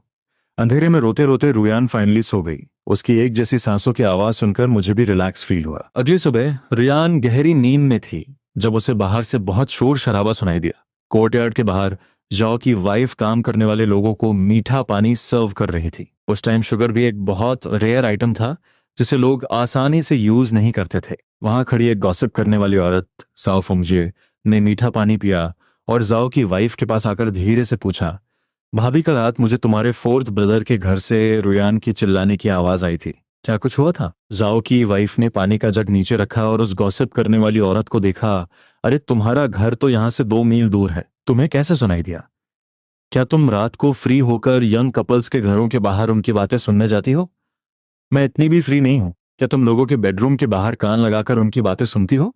साओ फोंगजे ने एक फेक स्माइल दी और कुछ नहीं बोली। कल रात उसे खबर मिली थी कि मैंने गांव के ईस्ट साइड रहने वाले एयरलाइजी को इतनी बुरी तरह पीटा है कि वो आधा मर चुका है और उसकी एक टांग भी टूट गई है। और साथ ही मेरे घर आई हुई वो सिटी गर्ल भी बहुत नखरे कर रही थी। तो उसने अपने दिमाग में एक थ्योरी बना ली थी, पक्का उस सिटी गर्ल ने मेरे फोर्थ ब्रदर साथ कोई अफेयर किया होगा। वो ये मनगढ़ंत कहानी पूरे गांव में फैलाने के लिए बेताब थी। जाओ की वाइफ को उसकी बातों में कोई इंटरेस्ट नहीं था। काओ फंगजे असल में जाओ के सबसे बड़े मामा के दूसरे बेटे की वाइफ थी। वो दिखने में तो सुंदर थी, पर उसका नेचर बहुत ही घटिया था। वो हमेशा दूसरों की बुराई करती थी और बिना सोचे कुछ भी बोल देती थी। जाओ की वाइफ ने बाकी लोगों को पानी दिया और फिर मेरे पास आकर धीरे से बोली, तुम जाकर वॉन्चिंग रुयन को देख लो। वो तो सुबह जल्दी। मुझे याद आया कि जब मैं सुबह उठा था तो वो सो रही थी और अभी सुबह के 10 बज रहे थे। मुझे थोड़ी टेंशन हुई। मैंने जल्दी से हाथ धोए और अपने लंबे कदमों से घर के मेन रूम की तरफ गया। दरवाजा खोला और अंदर जाकर उसे बंद कर दिया। फिर मैंने बेडरूम का पर्दा हटाया और अंदर गया। बेड पर लेटी हुई मेरी खूबसूरत वाइफ को देखकर मेरी सांसें अटक गईं। उसने बहुत ही छोटे कपड़े पहने हुए थे। शॉर्ट्स इतने छोटे थे कि उसकी गोरी और सॉफ्ट थाइज साफ दिख रही थीं। दरवाजा खुलने की आवाज से रुयान की आंख खुल गई। मैंने तुरंत आगे बढ़कर उसे अपनी बाहों में भर लिया। मेरा एक हाथ उसकी कमर पर था और दूसरा उसके हिप्स पर। मेरी सांसों में उसके सॉफ्ट और खुशबूदार शरीर की महक भर गई। मैंने उसके कान के पास अपनी आवाज को थोड़ा डीप करते हुए कहा, उठ गई? चलो जल्दी से कपड़े बदल लो, मैं तुम्हारे लिए नाश्ता लेकर आता हूँ। मेरी आवाज में एक अजीब सा नशा था। रुयन ने देखा कि कमरे के पर्दे अभी भी बंद थे और बाहर से बहुत शोर आ रहा था। उसने कंफ्यूज होकर पूछा, बाहर इतना शोर क्यों है? कोर्टयार्ड में क्या हो रहा है? मैंने मुश्किल से अपने गले को साफ किया। मैं उस नरम एहसास को इग्नोर करने की कोशिश कर रहा था जो मेरी चेस्ट पर था। मैंने स्माइल करते हुए कहा, तुम अभी बाहर मत आना, तो फिर मुझे छोड़ो ना, रुयान ने कहा। पर मैंने उसे छोड़ने के बजाय और भी कसकर पकड़ लिया और एक फ्लर्टी स्माइल के साथ बोला, पहले मुझे किस करो फिर छोड़ूंगा। क्या बचपना है? छोड़ो मुझे, बाहर इतने सारे लोग हैं। रुयान ने मुझे दूर धकेलने की कोशिश की। इसमें बचपना क्या है? तुम मेरी वाइफ हो। अगर तुम मुझे एक किस भी नहीं कर सकती तो क्या तुम मुझसे प्यार नहीं करती? मैंने एक फेक उदास आवाज में कहा। रियान कुछ एक्सप्लेन करना चाहती थी पर उसने कुछ नहीं बोला और चुपचाप आगे आकर मेरे गाल पर एक हल्का सा किस कर दिया। लो हो गया, अब मुझे छोड़ो। मेरे गाल पर उसका वो सॉफ्ट टच महसूस होते ही मेरी आंखों में एक चमक आ गई। मैंने खुशी से उसका वो छोटा सा चेहरा अपने हाथों में पकड़ा और उसके होठों पर एक इंटेंस किस कर दिया। अगले ही पल रियन की सांसों में एक गर्म और पैशनेट एहसास भर गया। मेरी काली आंखें हल्की सी कांपी जब मैं उसके उन नरम और गर्म होठों को महसूस किया तो मुझे ऐसा लगा जैसे करंट लग गया हो। मैंने उसकी पतली कमर को और कसकर पकड़ लिया। मेरा बस चलता तो मैं उस सॉफ्ट बॉडी को अपने अंदर ही समा लेता। क्या कर रहे हो? क्या तुम थकते नहीं हो? रुयान ने मुझे हल्का सा धक्का देते हुए कहा। मेरी आंखों में एक गहरा रंग आ गया और मैंने एक रिलैक्स टोन में कहा, मैं तो बस अपना प्यार दिखा रहा था। रुयान ने अपनी आईब्रो उठाई और बोली, मुझे कमरे में बैठे बैठे बहुत बोरियत हो रही है। क्या मैं बाहर आकर कुछ हेल्प कर दूं? मैंने बिना सोचे तुरंत मना कर दिया, अगर तुम बोर हो रही हो तो मैं भाभी को अंदर भेज दूंगा, वो तुमसे बातें करेंगी। मेरी बात सुनकर रुयान को समझ आ गया कि मैं उसे बाहर नहीं आने दूंगा। जब मैं कमरे से बाहर गया तो वो बोर होकर वापस बच्ची के साथ खेलने लगी। बाहर बहुत सारे लोग काम कर रहे थे, इसलिए उसी दिन शाम 4 बजे तक दीवार पूरी बन गई। 2 मीटर ऊंची दीवार और उसके ऊपर मैंने बहुत सारे टूटे हुए कांच के टुकड़े लगवा दिए। अब कोई बिना सीढ़ी के 2 मीटर ऊंची दीवार कूदने का सोच भी नहीं सकता था और अगर वो कांच पर चढ़ा तो उसका बुरा हाल होना तय था। गांव में घर बनाने से पहले दीवार बनाने वाला मैं पहला इंसान था। तुम्हें पता है, कल रात जब मैं वॉशरूम गई थी तो मैंने उसे लाइजी को रियुआन के कमरे से चुपके से बाहर आते हुए देखा। काओफंगजे ने एक गंदी स्माइल के साथ कहा, मुझे तो लगता है कि उन दोनों के बीच कुछ चल रहा है। क्या सच में? जेंग नोंगशा ने शौक में कहा, अगर ये सच है तो रुयान तो बहुत ही कैरेक्टरलेस औरत है। वो दोनों औरतें आंखें मटकाते हुए कानाफूसी कर रही थी और रियान के बारे में बहुत ही चीप बातें कर रही थी। मैं उन दोनों को दूर से घूर रहा था और उनकी एक एक बात मेरे कानों तक पहुंच गई। ये दोनों औरतें सच में बहुत घटिया हैं। मेरे माँ ने इन दोनों चुड़ैलों से शादी कैसे कर ली? वो यहाँ हेल्प करने नहीं आई थी, बस फ्री का मीठा पानी पीने आई थी। मैंने नोटिस किया था कि चाओ फोंगजे एक बड़ा सा मग लेकर आई थी और उसकी पॉकेट भी फुल थी। पक्का उसने काम करने वालों के लिए रखे हुए स्नैक्स चुराए होंगे। कल रात मैंने एयर लाइजी को तो सब सिखा दिया, पर इन दोनों चुड़ैलों को भी एक ही बार में ऐसा सबक सिखाना पड़ेगा कि ये दोबारा अपना गंदा मुंह न खोलें। रात का डिनर करने के बाद मैं सीधे अपने मामा वांग दशान के घर की तरफ निकल पड़ा। मेरे मामा और उनके दोनों बेटे अभी भी एक ही घर में रहते थे। जब मैं वहां पहुंचा तो वो सब डिनर कर रहे थे। मुझे इस टाइम वहां देखकर सब शॉक हो गए। जिंगू, तुमने खाना खा लिया? मामा ने पूछा। मैंने बस सिर हिलाया और उनकी वाइफ लिऊ शूचिंग को इग्नोर करते हुए सीधे साओ फोंगजे की तरफ बढ़ा। इससे पहले कि कोई कुछ समझ पाता, मैंने उसका बाल पकड़ा और उसे जोर से खींचा। मेरी इस हरकत से सब फ्रीज हो गए। जब साओ फोंगजे दर्द से चिल्लाई तब जाकर सबको होश आया। उसका हस्बैंड वोंग ही तुरंत खड़ा हुआ और चिल्लाया, जंगो, तुम पागल हो गए हो क्या? मैंने कोल्ड स्माइल दी, मैं पागल नहीं हुआ हूं, अपनी इस वाइफ से पूछो कि ये क्या कर रही है। साओ फोंगजे को समझ ही नहीं आ रहा था कि मैंने उसकी बातें इतनी जल्दी कैसे सुन ली और मैं इतनी जल्दी एक्शन लेने यहाँ कैसे आ गया। मैंने सबको बताया कि चाओ फोंगजे गांव में रियान के बारे में कैसी गंदी अफवाहें फैला रही है। ये सुनकर मामा और मामी का चेहरा गुस्से से काला पड़ गया। ये कोई बहू नहीं, ये तो हमारे घर के लिए एक श्राप है। मामी ने गुस्से से कहा, मैंने पहले ही अपने बेटे को समझाया था कि इस औरत से दूर रहे, पर ये तो दूसरों की फैमिलीज बर्बाद करने पर तुली हुई है। काओ फोंगजे अपने मन में मुझे गालियां दे रही थी, पर वो कुछ बोल नहीं पा रही थी। तभी जांग होंगशा खड़ी हुई और बोली, अरे यहाँ कुछ मिसअंडरस्टैंडिंग हुई होगी। जिंगो, पहले तुम इसका बाल छोड़ो, आखिर ये तुम्हारी भाभी है। मैंने जांग होंगशा को एक घूरती हुई नजर दी और चिल्लाया, तू भी कोई दूध की धूली नहीं है।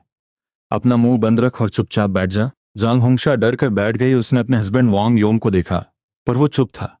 वो इस पचड़े में नहीं पड़ना चाहता था। मैंने अपना हाथ उठाया और एक जोरदार थप्पड़ चाओ फोंगजे के मुंह पर दे मारा। मैंने तुझे अपना गंदा मुंह बंद रखने को कहा था ना, आज मैं तेरा मुंह तोड़ दूंगा। साओ फोंगजी को इतना जोरदार थप्पड़ पड़ा कि वो ब्लैंक हो गई। उसे यकीन ही नहीं हो रहा था कि मैं उसे इस तरह पीटूंगा, और सबसे बड़ी बात, उसके घर का कोई भी इंसान मुझे रोक नहीं रहा था। मैंने उसे लगातार 6 थप्पड़ मारे और फिर छोड़ दिया। साओ फोंगजे चक्कर खाकर अपने हस्बैंड पर गिरी, पर उसने भी उसे गुस्से में पीछे धकेल दिया। मामा ने उसे घूरते हुए कहा, तू इसी लायक है, तुझे पीटना ही चाहिए। मामी ने भी उसे खूब डांटा, तेरे दिमाग में क्या कचरा भरा है? तू जेंगो और उसकी वाइफ की खुशी क्यों नहीं देख सकती? तू गांव में ऐसी गंदी बातें फैला रही है ताकि उनका डिवोर्स हो जाए। जब किसी ने भी उसका सपोर्ट नहीं किया तो साओ फोंगजे को समझ आ गया कि उसके पास झूठ बोलने के अलावा कोई ऑप्शन नहीं है। मैंने हंसते हुए कहा, तूने वो बातें नहीं बोली तो क्या तू कसम खा सकती है? अगर तू झूठ बोल रही है तो तेरी पूरी फैमिली मर जाएगी। तेरे माँ बाप तड़प तड़प कर मरेंगे और तेरे बच्चे भी। साओ फोंगजे ने जैसे चालाक इंसान के सामने बहुत कमजोर थी। मेरे इन 2 सेंटेंसेस ने ही उसका मुंह बंद कर दिया। वो अंदर से डर गई और कुछ भी नहीं बोल पाई। सबको समझ आ गया था कि सच क्या है। मैंने वहां खड़े सबको देखा और एक वार्निंग टोन में कहा, आज मैं बात क्लियर कर रहा हूं। अगर आज के बाद मुझे गांव में मेरे या मेरी वाइफ के खिलाफ कोई भी अफवाह सुनाई दी तो मैं किसी भी रिश्ते की परवाह नहीं करूंगा। अगर मैंने किसी को मार भी दिया तो मेरी कोई रिस्पॉन्सिबिलिटी नहीं होगी। इतना बोलकर मैंने साओ फोंगजी को 2 जोरदार किक्स मारी। वांग ही, उसका हस्बैंड, भी आगे आया और अपनी वाइफ को बुरी तरह पीटने लगा। साओ फोंगजे का चेहरा सूज गया था। वो रो रोकर माफी मांग रही थी, पर कोई भी उसे बचाने नहीं आया। जब मैं वहां से नहीं गया तो सबको समझ आ गया कि मेरा गुस्सा अभी शांत नहीं हुआ है। जो भी मुझे बस करो वांग हे, अगर इसे ज्यादा चोट लग गई तो हॉस्पिटल का बिल भी हमें ही भरना पड़ेगा। वांग हे ने अपना उठा हुआ हाथ एक जोरदार थप्पड़ के साथ क्याओ फंगजे के चेहरे पर दे मारा, जिससे उसके होठों से खून निकलने लगा। मैंने एक कोल्ड स्माइल दी। मैंने तुझे वार्निंग दी थी ना, अगर तूने अगली बार फिर से बकवास की तो मैं तेरा मुंह हमेशा के लिए सिल दूंगा। ये वार्निंग देकर मैं वहां से निकल गया। घर में सिर्फ साओ फोंगजी के रोने की आवाज गूंज रही थी। इन दोनों चुड़ैलों को सबक सिखाने के बाद मैं बहुत खुश और रिलैक्स्ड फील कर रहा था। मैं खुशी खुशी अपनी वाइफ के पास वापस घर आ गया। मेरे जाने के बाद मामा ने मामी को इशारा किया कि वो अपनी बहुओं को किचन में ले जाकर काम करवाए। मामा ने अपनी पाइप टेबल पे मारी और अपने दोनों बेटों को घूरते हुए बोले, वांग ही, वांग योंग, अपनी अपनी औरतों को कंट्रोल में रखो। अगर गांव में मेरे भांजे के बारे में कोई भी अफवाह उड़ी तो मैं तुम दोनों को भी नहीं बचाऊंगा। फोर्थ ब्रदर जेनरू पहले भी खतरनाक था और अब वो थोड़ा सुधर गया है, पर मुझे लगता है वो पहले से भी ज्यादा वायलेंट और खूंखार हो गया है। वांग ही और वांग योंग सिर झुकाए हुए खड़े थे। उनकी कुछ भी बोलने की हिम्मत नहीं थी। पुराने लकड़ी के दरवाजे के खुलने की आवाज आई। काओ फोंगजे ने अपनी आंखें बंद कर लीं। उसे समझ नहीं आ रहा था कि वो क्या करे। उसकी शादी को कुछ ही महीने हुए थे और वो अभी प्रेग्नेंट भी नहीं थी। उसके सास ससुर और हस्बैंड ने उसे पिटता हुआ देखा, पर किसी ने उसकी हेल्प नहीं की। ये सब आखिर कैसे इंसान है? वैंग ही कमरे में आया और बिना कुछ बोले बेड पे बैठ गया। उसका माइंड बहुत डिस्टर्ब था। ये जेंगू कोई नॉर्मल इंसान नहीं है। पिताजी ने सही कहा कि उससे दूर ही रहना चाहिए, पर वांग हे अपनी इस खूबसूरत वाइफ को भी छोड़ना नहीं चाहता था। दोनों ने एक दूसरे को देखा, पर कुछ नहीं बोले। थोड़ी देर बाद साओ फोंगजे उठी और रोते हुए बोली, मुझे माफ कर दो, मेरी ही गलती थी। वांग ही शौक में था। उसने कभी नहीं सोचा था कि उसकी इगोइस्टिक वाइफ कभी माफी भी मांगेगी। आज के बाद मैं शांति से तुम्हारे साथ रहूंगी। मैं प्रॉमिस करती हूँ कि मैं घर से बाहर भी नहीं निकलूंगी। वांग ही ने उसे कुछ देर तक घूरा और फिर कमरे से बाहर चला गया। काओ फोंगजे ने उसकी तरफ देखा और कंफ्यूज हो गई। शायद मुझे खुद ही कुछ इनिशिएटिव लेना पड़ेगा। आज की ये पिटाई वेस्ट नहीं जानी चाहिए। अगली सुबह रियन ने रात का गूथा हुआ आटा लिया। उसने आटे में थोड़ा फाइन आटा, नमक और मसाले मिक्स किए, फिर गरम तेल डालकर एक बढ़िया सा ऑयल पेस्ट तैयार किया। रियान ने उस आटे को 5 छोटे छोटे पोर्शंस में डिवाइड किया, उन पर तेल लगाया और उन्हें ओवल शेप में बेल लिया। फिर उसने ऑयल पेस्ट और स्प्रिंग अनियंस डालकर उन्हें रोल किया और एक पैन में फ्राई होने के लिए डाल दिया। जब वो गोल्डन ब्राउन हो गए तो वो सर्व करने के लिए रेडी थे। रुयान एक छोटा सा पीस टेस्ट करने ही वाली थी कि पीछे से मैंने उसे कसकर गले लगा लिया। वो बुरी तरह डर गई। मेरी हाइट बहुत ज्यादा थी, तो मुझे रुयान को पूरी तरह हक करने के लिए थोड़ा झुकना पड़ा। मेरी ठुड्डी उसके शोल्डर पर रेस्ट कर रही थी। हम दोनों की बॉडीज एक दूसरे से चिपकी हुई थीं और मैं उसे अपनी गर्माहट फील करा रहा था। रुयान कुकिंग में इतनी बिजी थी कि मेरे अचानक गले लगाने से वो सच में कांप गई। पर जब उसे मेरी वो जानी पहचानी खुशबू आई तो रिलैक्स हो गई। उसने पलट कर देखा, मेरी नजरें उसके हाथ में रखे हुए उस स्नैक पर थीं। उसने स्माइल करते हुए वो स्नैक सीधा मेरे मुंह में डाल दिया। कैसा बना है? बहुत टेस्टी है। मैंने एक बहुत ही रियल स्माइल दी। वाइफ, तुम्हें मेरे लिए इतनी सुबह उठकर कुकिंग करने की जरूरत नहीं है। तुम बच्ची के साथ आराम से सोया करो। बोलते बोलते मेरी आवाज इतनी सॉफ्ट हो गई कि एंड में कुछ सुनाई ही नहीं दिया। तुम माउंटेन पर हंटिंग करने जाते हो, वहां सुबह बहुत ठंड होती है, तो कुछ गर्म खाना ही अच्छा है। रुयान ने कुछ दिन पहले नोटिस किया था कि मैं सुबह उठकर बस थोड़ा सा पानी और सूखा खाना लेकर निकल जाता था, इसीलिए वो मेरे लिए कुछ अच्छा बना चाहती थी। नाश्ता करने के बाद मैंने अपने बड़े बूट्स पहने, रुयान को बाय बोला, एक बास्केट ली, 3 ब्रेड्स रखे, पानी की बोतल ली और माउंटेन की तरफ निकल पड़ा। अपनी मेमोरी को यूज करते हुए मुझे लगभग 2 घंटे लगे और मैं फाइनली उस जगह पहुंच गया जहां मैंने वो शिहू देखा था। मैंने अपने टूल्स निकाले और काम शुरू कर दिया। दोपहर तक मैंने वहां के सारे शिहू कलेक्ट कर लिए थे। मैं वहीं बैठा, अपनी ब्रेड खाई, पानी पिया और फिर मैंने सोचा कि अभी तो बहुत टाइम है, क्यों ना आसपास थोड़ा और एक्सप्लोर किया जाए। शायद कोई और रेयर हर्ब मिल जाए। और मेरी किस्मत सच में बहुत अच्छी थी। मैंने दूर कुछ लाल लाल रंग के मशरूम्स देखे। नहीं, वो कोई नॉर्मल मशरूम्स नहीं थे।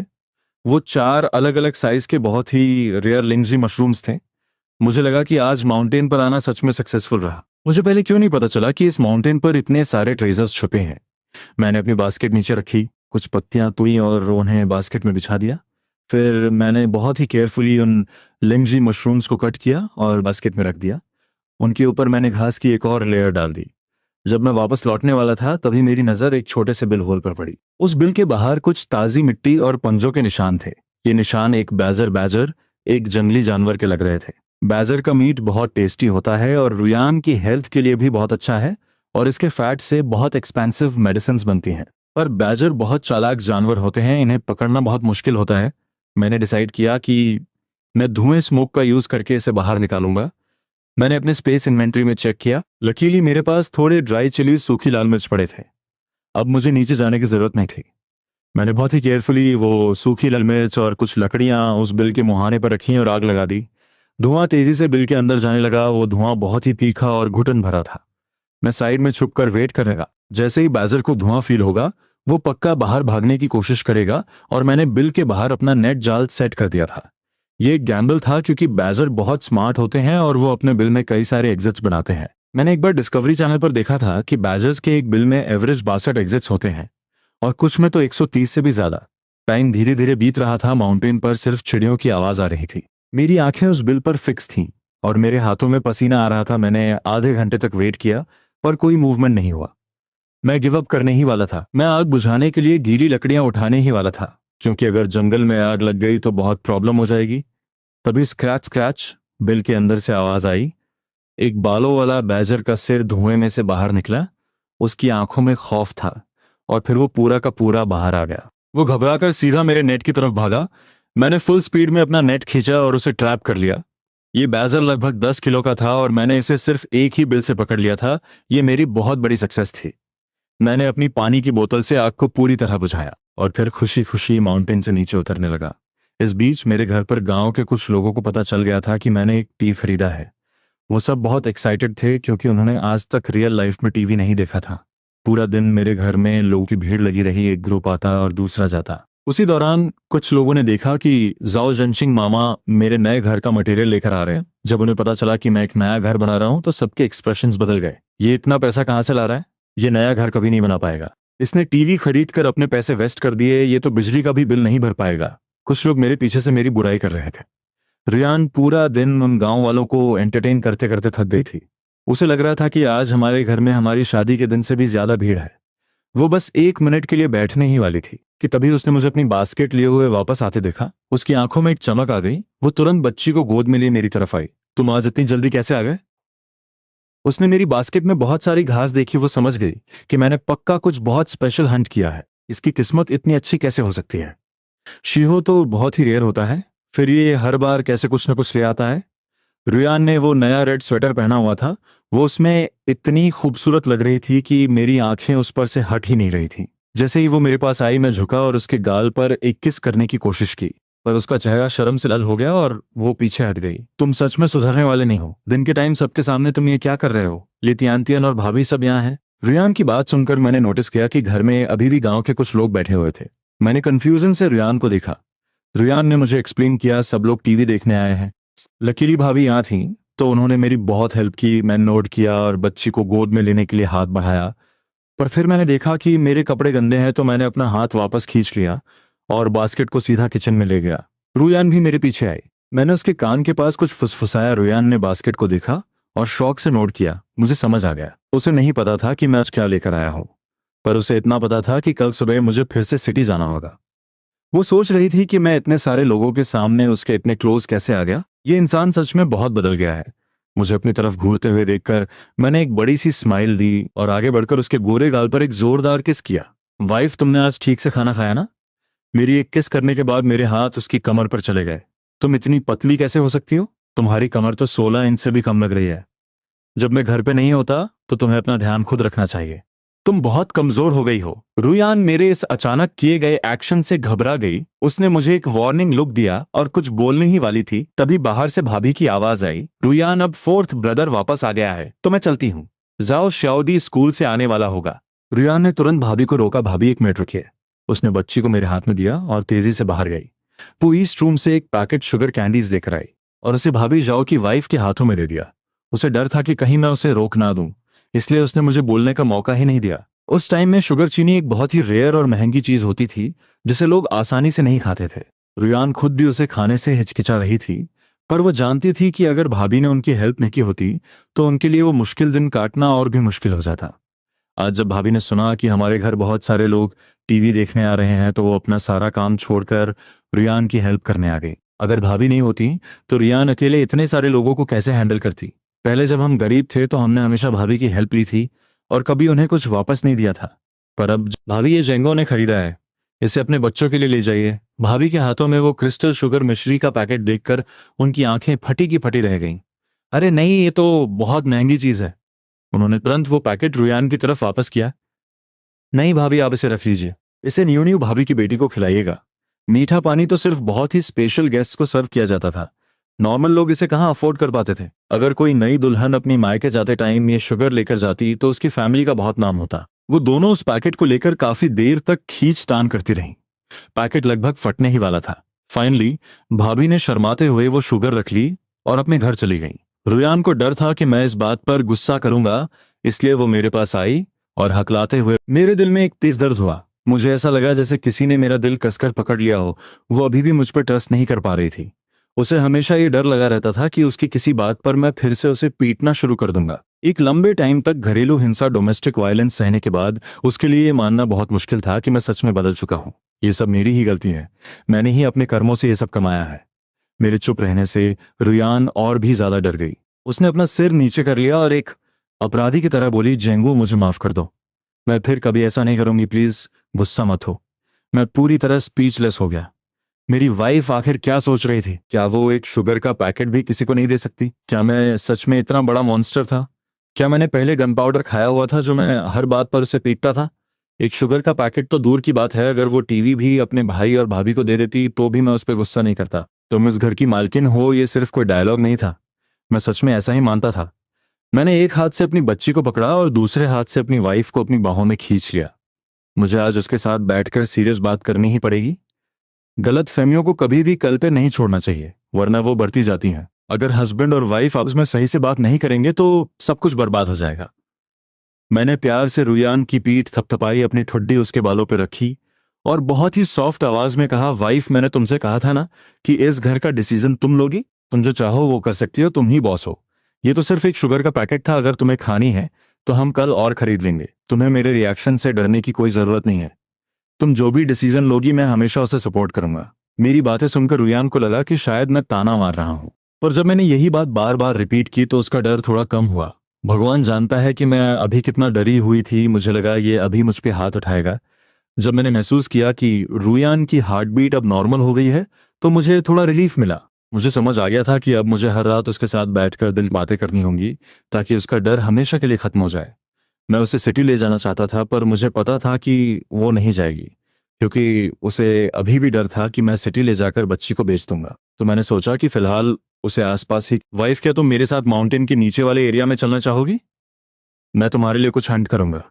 रुयान का भी मन था बाहर जाने का। वो कुछ खाना नहीं चाहती थी, बस वो बोर हो गई थी। मैंने उसे कोई भी काम करने से मना किया हुआ था ताकि उसकी हेल्थ रिकवर हो सके। पर वो सोच रही थी, जब मैंने बच्ची को जन्म दिया था तो दूसरे ही दिन इसने मुझे काम पर भेज दिया था। तब इसे मेरी फिक्र नहीं थी, और अब ये इतना केयरिंग कैसे हो गया? उसे ये भी समझ नहीं आ रहा था कि मैंने गांव के लीडर वांग शुआंजू को ऐसा क्या दिया है कि वो हम दोनों को खेतों में काम करने के लिए बुलाने ही नहीं आ रहा है। मैंने देखा कि रुयान बाहर जाने के लिए रेडी है, पर वो कोर्टयार्ड में बैठे लोगों को देखकर हिचकिचा रही थी। उसे डर था कि अगर हम गए तो घर का सामान कोई चोरी ना कर ले। मैं जोर से हंसा, टेंशन मत लो, तुम वेट करो। मैंने बच्ची को गोद में लिया और किचन से बाहर आया। मुझे नहीं पता कि मैंने उन लोगों को क्या बोला, पर कुछ ही देर में मेन रूम में बैठे सारे लोग बाहर आ गए। मैंने उस सिटी गर्ल ली टियान टियान को भी बाहर निकाल दिया और दरवाजे पर ताला लगा दिया। ली टियान टियान असल में हमारे साथ माउंटेन पर जाना चाहती थी। उसने सुना था कि माउंटेन पर कई जंगली जानवर होते हैं और वो सिटी यूथ्स वहां जाने से डरते थे। पर उसने देखा कि हम उसे अपने साथ नहीं ले जाना चाहते, तो वो चुपचाप गांव में ही घूमने निकल गई। रास्ते में मैंने नोटिस किया कि रुयन बार बार मुझे देख रही है। वो कुछ बोलना चाह रही थी। वो अचानक रुकी और बहुत ही उम्मीद भरी नजरों से मेरी तरफ देखते हुए बोली, जिंगू, क्या मैं कल अपनी फैमिली से मिलने जा सकती हूँ? इतना टाइम बाद उसका हस्बैंड मैं फाइनली एक नॉर्मल इंसान बन गया था, जो पैसे कमाता था और अपनी फैमिली का ध्यान रखता था। वो अपनी माँ को ये बताना चाहती थी ताकि वो उसकी शादी को लेकर अब और टेंशन ना ले। मुझे लगा था कि वो कोई बहुत बड़ी बात बोलने वाली है, पर यह तो बहुत ही छोटी सी बात थी। मैंने एक हाथ से अपनी बेटी को पकड़ा और दूसरे हाथ से रन का हाथ थामते हुए कहा, कल मैं भी तुम्हारे साथ चलूंगा, तुम बस घर पर मेरा वेट करना। मुझे याद था कि मैंने अपनी सास से बहुत पैसे छीने थे। कल सिटी जाकर मुझे अपने सारे हर्ब्स और डियर मीट हिरन का गोश्त बेचना था। उससे मुझे इतने पैसे मिल जाएंगे कि मैं सास का सारा उधार चुका सकूं, और मैं उनके लिए कुछ गिफ्ट्स भी ले आऊंगा।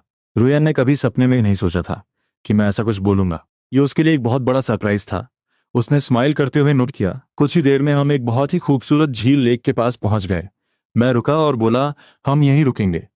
इस झील में कुछ साल पहले बहुत सी जंगली बत्तखें, वाइल्ड डक्स रहती थीं। गांव के कुछ शरारती बच्चों ने एक अफवाह फैलाई हुई थी कि इस झील में वाटर मंकीज पानी के भूत रहते हैं, इसीलिए गांव का कोई भी इंसान इस झील के पास नहीं आता था।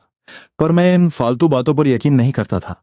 मैंने अपनी शर्ट उतारी, उसे घास पर बिछाया और रियान को बच्ची के साथ उस पर बैठने को कहा। मैंने आसपास कुछ स्पेशल हर्ब पाउडर भी छिड़क दिया ताकि कीड़े मकोड़े पास ना आए। रियान ने लंबी घास को हटाकर देखा। वो झील बहुत ही साफ थी, उसमें नीले आसमान और पेड़ों का रिफ्लेक्शन दिख रहा था। तभी उसे घास के अंदर से कुछ बत्तखों की क्वैक क्वैक आवाज सुनाई दी। उसने एक्साइटमेंट के साथ मुझसे पूछा, क्या तुमने पिछली बार वो वाइल्ड डक यहीं से हंट की थी? मैंने नोट करते हुए कहा, हाँ, तो यहाँ पक्का उनके अंडे भी होंगे। ये सीजन उनके अंडे देने का है। रुयान ने उन लंबी घासों को हटाया और उस आवाज की तरफ बढ़ने लगी ताकि कुछ अंडे कलेक्ट कर सके। पर इससे पहले कि वो पास पहुंचती, उन जंगली बत्तखों को आहट मिल गई और वो फड़फड़ाते हुए आसमान में उड़ गई। रुयान को थोड़ा एम्बैरेसिंग फील हुआ। अरे, वो सब तो उड़ गई, मैं तो बस उसे घुमाने लाया था, मुझे हंटिंग की कोई टेंशन नहीं थी। मैंने रिलैक्स टोन में कहा, कोई बात नहीं, तुम आराम करो, मैं ढूंढता हूँ। हालांकि मैंने कुछ नहीं कहा, पर यान को लग रहा था कि उसकी वजह से मेरा शिकार भाग गया। अगर मैं इतनी जल्दबाजी नहीं करती तो शायद ये एक दो बत्तखों को हंट कर लेता। मुझे नहीं चाहिए था कि रुयान उस घनी घास में जाए, तो मैंने उसे वापस भेज दिया और खुद उस घास के अंदर चला गया। मैंने ध्यान से देखा और मुझे बत्तखों के कई घोंसले मिल गए, जो उन्होंने सूखी घास और अपने ही पंखों से बनाए थे। हर घोंसले में कुछ ग्रे, ग्रीन, ग्रे और हरे रंग के अंडे रखे हुए थे। ये तो बहुत सारे हैं। मैंने कुछ अंडे उठाए और रुयान को दिखाने के लिए वापस आया। मैं तो बस उसे घुमाने लाया था, इसलिए मैं कोई बास्केट कर नहीं आया था। रुयान ने मेरे हाथों में अंडे देखे और पूछा, हम इन्हें घर कैसे लेकर जाएंगे?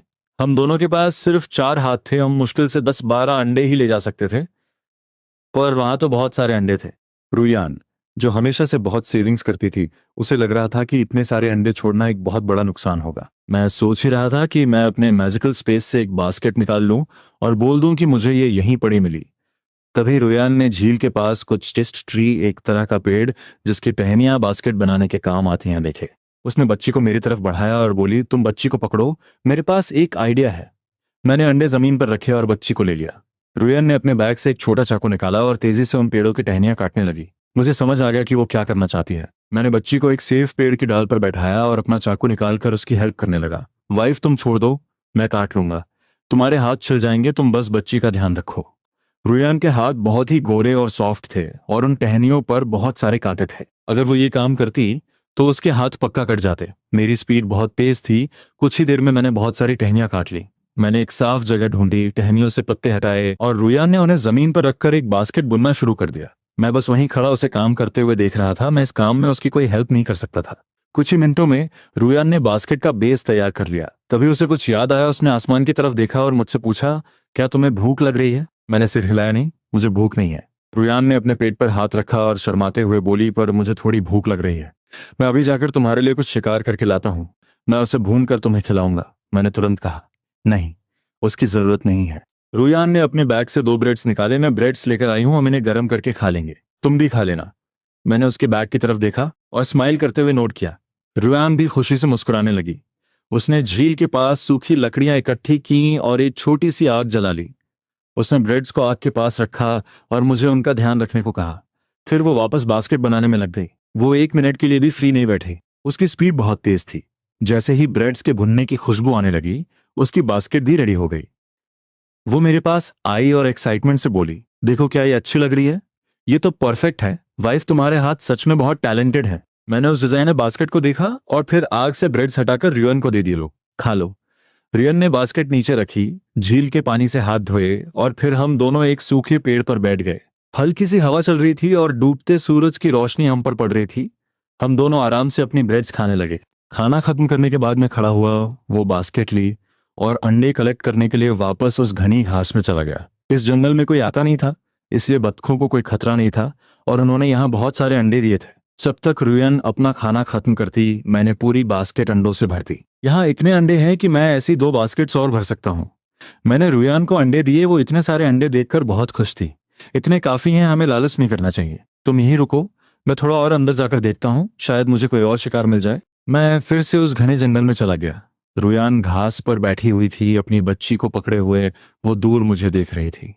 मैं घास में कभी छुप रहा था, कभी धीरे धीरे आगे बढ़ रहा था। मुझे इस तरह जमीन पर रेंगते हुए देखकर उसका दिल तेजी से धड़कने लगा। यहाँ घास इतनी बड़ी है, क्या इसमें सांप नहीं होंगे? अगर इसे सांप ने काट लिया तो क्या होगा? वो जितना सोच रही थी उसे उतना ही डर लगने लगा। उसका टाइम पास होना मुश्किल हो गया था और वो एंग्जाइटी फील करने लगी। जैसे ही मैंने घास से अपना सिर बाहर निकाला, उसने जोर से चिल्लाकर कहा, वापस आ जाओ, मुझे हंटिंग वाला मीट नहीं खाना है। पर मैं बहुत दूर था, इसलिए मुझे उसकी आवाज नहीं आई। मैं फिर से घास के अंदर गायब हो गया। ये देखकर रुयान और ज्यादा पैनिक कर गई। उसने बच्ची को कसकर पकड़ा, जमीन पर पड़ी मेरी शर्ट उठाई और झील के किनारे खड़ी होकर मुझे ढूंढने लगी। चूंकि मेरी वाइफ मेरे साथ थी और हम सिर्फ माउंटेन के निचले हिस्से में थे, इसलिए मैंने अपनी हंटिंग राइफल यूज नहीं की थी। मैं सिर्फ अपना गुलेल स्लिंग शॉट यूज कर रहा था। ये कोई नॉर्मल गुलेल नहीं था। इसका फ्रेम मैंने एक स्टील रॉड को गर्म करके बहुत ही परफेक्शन के साथ बनाया था। ये बहुत ही सॉलिड और फ्लेक्सिबल था। इसका रबर बैंड बेस्ट क्वालिटी के लेदर से बना था। ये मेरे हाथों में बहुत ही हैवी फील हो रहा था। मेरी आंखें एक चील की तरह आसमान में किसी शिकार को ढूंढ रही थी। फाइनली डूबते सूरज की रोशनी में मुझे एक बहुत बड़ी जंगली हंस वाइल्ड गूज उड़ती हुई दिखाई दी। वो शायद अपने घोंसले की तरफ लौट रही थी। यही सही है। मैंने एक गहरी सांस ली और अपने माइंड को फोकस किया। मैंने धीरे से अपना गुलेल उठाया। मेरे गुलेल की रेंज लिमिटेड थी और वो हंस बहुत ऊंचाई पर उड़ रही थी। पर मेरे पास एक ट्रिक थी। Soup soup soup. मैंने एक साथ 3 पत्थर हवा में छोड़े। पहला पत्थर हवा में गया, दूसरा उसके ठीक पीछे और दूसरा पत्थर पहले वाले से टकराया। फिर तीसरा पत्थर उन दोनों से टकराया। इस इम्पैक्ट से पहले पत्थर की स्पीड और रेंज डबल हो गई और वो सीधा आसमान में उस हंस की तरफ गया। और बैंग, वो पहला पत्थर सीधा उस हंस के पंख पर जाकर लगा। क्वाक! वो हंस हवा में अपना बैलेंस खो बैठी। वो गोल गोल घूमने लगी और फाइनली वो सीधा जमीन पर आकर गिरी। मेरा दिल खुशी और प्राइड से भर गया। मैंने अपना गुलेल पकड़ा और उस हंस के गिरने की डायरेक्शन में दौड़ा। जब मैंने उस भारी हंस को उठाया और वापस लौटने लगा, तो मैंने देखा कि रुयान बच्ची को गोद में लिए तेजी से माउंटेन की तरफ ऊपर आ रही थी। ये देखकर मेरी सांसें अटक गईं। माउंटेन का रास्ता बहुत स्लिपरी फिसलन वाला था। मैंने तुरंत चिल्लाकर कहा, रुको, ऊपर मत आना, ये डेंजरस है। मेरी अचानक आई आवाज से रुयान रुक गई। उसकी आवाज कांप रही थी, तुम जल्दी नीचे आ जाओ, मुझे नहीं खाना वो शिकार, तुम बस नीचे आ जाओ। बोलते बोलते उसकी आंखें आंसुओं से भर गईं। वो इतनी देर से मुझे घास में ढूंढ रही थी, उसे लगा था कि मेरे साथ कुछ बहुत बुरा हो गया है। अगर ऐसे कुछ हो गया तो मेरा क्या होगा। मैं समझ गया कि वो बहुत ज़्यादा डर गई थी। अब मेरा हंटिंग का सारा मूड खराब हो गया था। मैंने जल्दी से कहा, ठीक है ठीक है, मैं आ रहा हूँ, तुम वहीं रुको, मैं आ रहा हूँ। मैं उस बड़ी सी हंस को एक हाथ से पकड़े हुए तेजी से नीचे आया। मैंने रुयान की लाल और नम आंखें देखी और पूछा, क्या हुआ, तुम रो क्यों रही हो, चलो हम घर चलते हैं। रुयान ने कुछ नहीं कहा। वो मुड़ी और बच्ची को लेकर मेरे आगे आगे चलने लगी। उसका दिल अभी भी तेजी से धड़क रहा था। मुझे कुछ समझ ही नहीं आ रहा था कि वो अचानक इतनी अपसेट क्यों हो गई। जब हम घर से निकले थे तब तो वो बहुत खुश थी। ये इतनी जल्दी अपना मूड कैसे बदल लेती है। मैंने कई बार कोशिश की कि मैं उससे अपनी शर्ट और पैंट वापस मांग लूं, पर जब मैंने उसका वो गुस्से वाला चेहरा देखा तो मेरी हिम्मत ही नहीं हुई। वो मेरी तरफ देख भी नहीं रही थी। मेरे पास कोई ऑप्शन नहीं था। मैं सिर्फ अपना अंडरवियर पहने नंगे बदन, एक हाथ में वो जंगली हंस और दूसरे हाथ में अंडों की बास्केट लिए उसके पीछे पीछे चलने लगा। रास्ते में एक बूढ़ा आदमी लेवहान अपने घर के बाहर बैठकर पाइप पी रहा था। उसने देखा कि रुयान बच्ची को लेकर आगे आगे चल रही है और उसने मेरी शर्ट हाथ में पकड़ी हुई है। और मैं जो हमेशा पूरे गांव में एक गुंडे की तरह अकड़ कर चलता था, वो आज अपनी वाइफ के पीछे पीछे एक भीगी बिल्ली की तरह सिर झुकाए चल रहा था। ये फोर्थ ब्रदर किसी से नहीं डरता, आज अपनी वाइफ के सामने इतना डरा हुआ क्यों है। उस बूढ़े आदमी को मजा आ गया। जैसे ही हम उसके पास से गुजरे, उसने हंसते हुए पूछा, अरे फोर्थ ब्रदर, क्या हुआ, क्या तुम्हारी वाइफ ने तुम्हें घर से निकाल दिया है। ये सुनकर मैंने अपनी गर्दन घुमाकर रुयान को देखा। मैं उसका चेहरा नहीं देख पा रहा था, बस उसकी गोरी गर्दन दिख रही थी। मैंने तुरंत अपनी नजरें हटाई और उस बूढ़े आदमी को देखकर एक फेक स्माइल दी। मेरी एक वर्ड बोलने की भी हिम्मत नहीं हुई। हम दोनों इसी तरह घर पहुंच गए। मैंने उस हंस को जमीन पर रखा और तेजी से आगे जाकर कोर्टयार्ड का दरवाजा खोला। दरवाजा खोलने के बाद मैं एक अच्छे और समझदार हस्बैंड की तरह साइड में खड़ा हो गया। जब रुयान अंदर चली गई तब मैंने वो हंस उठाया और उसके पीछे पीछे अंदर गया। रुयान को मेरी इस हरकत पर बहुत जोर की हंसी आ रही थी, पर उसने किसी तरह खुद को कंट्रोल किया। वो बच्ची को लेकर कोर्टयार्ड में रखे एक स्टूल पर बैठ गई। तब उसे याद आया कि मेरी शर्ट तो अभी भी उसी के हाथ में है और मैं पूरे रास्ते ऐसे ही नंगे बदन चलकर आया हूं। उसे उस बूढ़े आदमी का वो मजाक याद आया। मैं इसके साथ इतनी अजीब तरह से क्यों बिहेव कर रही हूँ। मैंने इसे इसके कपड़े वापस क्यों नहीं दिए। उसने चोरी छुपे मेरी तरफ देखा, पर मैं बिल्कुल भी गुस्से में नहीं था। मैं चुपचाप जाकर बाल्टी से पानी निकालने लगा। रुयान खड़ी हुई और बोली, उस ठंडे पानी से मत नहाना, मैं तुम्हारे लिए गर्म पानी कर देती हूँ। वो अपनी बच्ची को एक हाथ से पकड़े हुए थे और दूसरे हाथ से कमरे का ताला खोलने की कोशिश कर रहे थे ताकि वो बच्ची को अंदर सुला सके। जब मैंने सुना कि रुयन ने मुझसे बात की है तो मेरी सारी एनर्जी वापस आ गई। मैं मुड़ा और देखा कि वो एक हाथ से ताला खोलने में स्ट्रगल कर रही है। मैंने जल्दी से अपना पानी का बर्तन छोड़ा और 2-3 लंबे कदम लेकर उसके पास पहुंच गया। मैंने उसके पीछे खड़े होकर उसके हाथ से चाबी ली और एक ही सेकंड में ताला खोल दिया। तुम बच्ची को अंदर सुला दो, मैं ठंडे पानी से ही नहा लूंगा और फिर तुम्हारे लिए खाना बनाऊंगा। मेरी नजरों में उसकी वो गोरी गर्दन उस रेड स्वेटर में और भी ज्यादा अट्रैक्टिव लग रही थी। रुयन ने कुछ नहीं कहा, दरवाजा खुला और वो बच्ची को लेकर अंदर चली गई। उसने बच्ची को बेड पर लिटाया और उसे अच्छे से कवर किया। जब वो वापस बाहर आई तो उसने देखा कि मैं उस ठंडे पानी को अपने नंगे बदन पर डाल रहा हूँ। उसे देखकर थोड़ा गुस्सा आया, इसे ठंड लग जाएगी तो मुझे कोई परवाह नहीं। वो वापस अंदर गई, मेरी शर्ट लेकर आई और उसे स्टूल पर रख दिया। फिर वो कुएं वेल के पास आई और मुझे वार्निंग देते हुए बोली। रुयान मेरी शर्ट लेकर कुएं के पास गई, बाल्टी से पानी निकाला और मेरे कपड़े धोने लगी। कपड़े धोते हुए वो सोच रही थी, जब ये कल टाउन जाएगा तो क्या मैं बच्ची को लेकर इसके साथ जाऊं और इसके लिए थोड़े मोटे कपड़े खरीद लूं। अब सर्दियां आ रही हैं और मौसम ठंडा हो रहा है, पर ये अभी भी बस एक पतली सी शर्ट पहनकर घूमता है।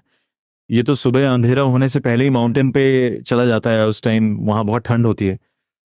क्या इसे ठंड नहीं लगती। उसने नोटिस किया था कि जब भी मैं वापस आता था मेरी पैंट पर कीचड़ लगा होता था और मेरी शर्ट पर भी बहुत धूल होती थी। पक्का ये जमीन पर रेंग कर वो हर्ब्स निकालता होगा। मैंने बस थोड़ा सा ठंडा पानी अपने शरीर पर डाला और जल्दी से अंदर आ गया। मेरे चौड़े और मजबूत शरीर से अभी भी ठंडी ठंडी भाप निकल रही थी। मैंने अपने लंबे कदमों से घर में मैं अंदर आया और रुयान का टॉवल लेकर अपने शरीर से पानी पोंछने लगा। जब मैं साफ कपड़े पहनकर बाहर आया तो मैंने देखा कि मेरे पुराने कपड़े धुल चुके थे। मेरा दिल खुशी से भर गया। अपनी वाइफ के हाथों से धुले हुए कपड़े पहनने की फीलिंग ही कुछ और है। जब आपको ये फील होता है कि आपकी वाइफ आपका ध्यान रख रही है तो सच में बहुत अच्छा लगता है। मैंने उस हंस को लिया, उसे काटा और साफ करने लगा। मैंने डिसाइड किया कि आधा मीट मैं फ्राई करूंगा और आधे मीट से अपनी वाइफ के लिए एक बहुत ही टेस्टी सूप बनाऊंगा। जब ली त्यान त्यान वापस आई तो उसने मुझे एक बड़े से पक्षी का मीट बनाते हुए देखा और रुयान को मेरे कपड़े सुखाते हुए देखा। इस सीन ने उसके माइंड में मेरी इमेज को और भी ज्यादा पॉजिटिव बना दिया। जैसे ही रुयान ने अपना काम खत्म किया, गांव के इस साइड से आंटी जांग भागती हुई आई। रुयान, मेरी बेटी की शादी होने वाली है, तो मुझे किसी ऐसे इंसान की ज़रूरत है जो डबल हैप्पीनेस एक चाइनीज़ ट्रेडिशनल वर्ड लिख सके। गाँव में तो कोई पढ़ा लिखा है नहीं, तो मुझे तुम्हारी याद आ गई। जल्दी चलो और मेरी हेल्प कर दो। ली टियानटेन भी घर में मेरे साथ अकेले नहीं रुकना चाहती थी। उसे डर था कि गांव के लोग उसके बारे में कोई फालतू अफवाह ना उड़ा दें, इसलिए वो भी रियान की हेल्प करने के लिए उसके साथ चली गई। खाना खाने के बाद मैंने उस बैजर के फैट से तेल बैजर ऑयल बनाने का प्रोसेस शुरू किया। बैजर ऑयल बहुत ही रेयर और अच्छी मेडिसिन है। ये स्किन को बहुत अच्छे से मॉइस्चराइज और रिपेयर करता है। अगर किसी को जलने या ठंड से घाव हो गए हों तो ये ऑयल बहुत जल्दी उन्हें ठीक कर देता है। मैंने पहले बैजर के शरीर से उसका सारा फैट निकाला, फिर उसे 1-1 सेंटीमीटर के छोटे छोटे टुकड़ों में काटा ताकि सारी पीसेस का साइज एक जैसा रहे। ऐसा करने से सारा तेल अच्छे से और बराबर निकलेगा। फिर मैंने एक लोहे की कढ़ाई में थोड़ा पानी डाला। पानी का अमाउंट फैट के वेट का लगभग 1/3 1/3 था। पानी डालना बहुत जरूरी था ताकि कुकिंग के टाइम टेम्परेचर कंट्रोल में रहे और वो मीट के टुकड़े जले नहीं। पानी की वजह से वो मीट जलता नहीं है और तेल भी बहुत साफ और ट्रांसपेरेंट निकलता है। जब कढ़ाई में पानी उबलने लगा और बुलबुले उठने लगे तो मैंने उन छोटे छोटे मीट के टुकड़ों को धीरे से कढ़ाई में डाल दिया। जैसे जैसे टेम्परेचर बढ़ रहा था वो मीट के टुकड़े सिकुड़ने लगे और उनमें से एक बहुत ही लाइट और अच्छी खुशबू वाला तेल बाहर आने लगा। मैं बहुत ही केयरफुली उस कढ़ाई का टेम्परेचर कंट्रोल कर रहा था। धीमी आंच पर पकाना बैजर ऑयल निकालने का सबसे इंपॉर्टेंट स्टेप है। इससे सारा तेल अच्छे से बाहर आ जाता है और उसकी प्योरिटी और खुशबू भी बनी रहती है। धीरे धीरे कढ़ाई में रखे वो मीट के टुकड़े हल्के पीले लाइट येलो रंग के होने लगे। मैं उन्हें लगातार एक स्पैटुला से पलट रहा था ताकि वो हर साइड से अच्छे से पके। जब वो टुकड़े पूरी तरह ड्राई हो गए और उनमें से तेल निकलना बंद हो गया तो मैंने एक छलनी से उन्हें बाहर निकाल लिया। अब कढ़ाई में जो बचा था वो एकदम प्योर और गोल्डन कलर का बैजर ऑयल था। फाइनली मैंने उस ऑयल को एक बार और अच्छे से फिल्टर किया, उसे एक मिट्टी के बर्तन में डाला और उसे सील करके अपने मैजिकल स्पेस में रख दिया। रात के लगभग 8 बज चुके थे। बाहर एकदम अंधेरा हो गया था, इतना अंधेरा कि अगर आप अपना हाथ भी आगे करें तो वो भी दिखाई नहीं देगा। मैंने घर का दरवाजा लॉक किया, बच्ची को गोद में लिया और आधा गांव क्रॉस करके आंटी जान के घर पहुंच गया। जब रुयन ने मुझे बच्ची के साथ वहां आते देखा तो उसे लगा कि पक्का कुछ गड़बड़ हो गई है। उसने तुरंत अपना काम छोड़ा और मेरे पास आई। उसने मेरी बाहों में सो रही बच्ची को देखा और घबराकर पूछा, क्या हुआ, तुम यहाँ क्यों आ गए? मैंने अपनी आंटी जांग, जिन्हें दूसरों की टांग खींचने में बहुत मजा आता था, वो मुझे देखकर एक बहुत ही बड़ी और दांत दिखाने वाली स्माइल देने लगी। उन्होंने रियान की तरफ देखकर मजाक में कहा, अरे रियान, तुम्हारा हस्बैंड तो बहुत केयरिंग है। इसे डर था कि तुम रात के अंधेरे में अकेली वापस कैसे जाओगी, इसलिए ये तुम्हें लेने आ गया है। आंटी जान की बात सुनकर रुयान ने मुझे उस स्टूल पर बैठे हुए देखा। क्या सच में ऐसा है? नहीं, आंटी जान तो हमेशा ही मजाक करती है। मैं इनकी बातों पर ट्रस्ट नहीं कर सकती। और अगर मैं अंधेरे से डरती भी हूं तो ली टियान टियान तो मेरे साथ ही है ना। इससे इतनी दूर आने की क्या जरूरत थी? यह सब सोचकर रुयान ने मुझसे कहा, तुम यहीं बैठो, मैं बस अपना काम खत्म करके आती हूँ। इतना बोलकर वो वापस अपनी टेबल पे गई और अपना काम पर मेरी नजरें पूरी तरह मेरी वाइफ पर फिक्स थीं। मैं उसकी एक एक मूवमेंट को ऐसे घूर रहा था जैसे मेरी आंखें उसके शरीर पर ही चिपक गई हों। तभी जांग तेजुन नाम का एक लड़का एक ब्रेड मक्के की रोटी खाते हुए आया और मेरे पास स्टूल खींच कर बैठ गया। उसने मुझसे कहा, फोर्थ ब्रदर, मुझे लगता है कि तुम्हारी वाइफ सच में बहुत अच्छी है। वो विजय से भी ज्यादा ब्यूटीफुल है और पढ़ी लिखी और समझदार भी है। जांग तेजुन की बात सुनकर मैं एक सेकंड के लिए ब्लैंक हो गया। काफी देर तक सोचने के बाद मुझे याद आया कि ये जांग हुई हुई हुईजे कौन है। ये तो वो लड़की है जो पिछले जन्म में मुझे रिजेक्ट कर चुकी थी। पर तेजुन अचानक इसका नाम क्यों ले रहा है? जांग तेजुन ने जब देखा कि मैं कुछ बोल नहीं रहा हूं तो उसे लगा कि शायद मैं अभी भी जांग हुई हुई के ख्यालों में खोया हुआ हूं। वो थोड़ा परेशान होकर बोला, फोर्थ ब्रदर, अगर ऐसा है तो भाभी के साथ बहुत गलत हो रहा है। वो तुमसे बहुत प्यार करती हैं। तुम्हारे इतने गरीब होने के बावजूद वो पूरी लॉयल्टी के साथ तुम्हारे साथ रह रही हैं। उनका प्यार बहुत सच्चा है। ये सब सोचते हुए जांग तेजुन ने मुझे एडवाइस दी, फोर्थ ब्रदर, अब तुम उस हुई हुई के बारे में सोचना बंद करो और अपनी वाइफ के साथ एक अच्छी लाइफ स्पेंड करो। मैंने सुना है कि हुई हुई ने सिटी में एक बॉयफ्रेंड बना लिया है। वो किसी सरकारी रेस्टोरेंट के किचन में काम करता है। अब जब भी वो गांव आती है तो बहुत अकड़ कर चलती है जैसे वो हमसे बहुत ऊपर हो। जब वो ये सब बोल रहा था तो उसकी आवाज में हुई हुई के लिए बहुत नफरत और चिढ़ थी। जांग तेजुन को वो हुई हुई बिल्कुल पसंद नहीं थी। उसे लगता था कि वो अपनी लुक्स का बहुत घमंड करती है और दूसरों को अपने से कम समझती है। अगर लुक्स की बात करें तो वो हुई हुई तुम्हारी वाइफ के सामने कहीं भी नहीं टिकती। काश मुझे भी तुम्हारी वाइफ जैसी कोई खूबसूरत और फेयर लड़की मिल जाती।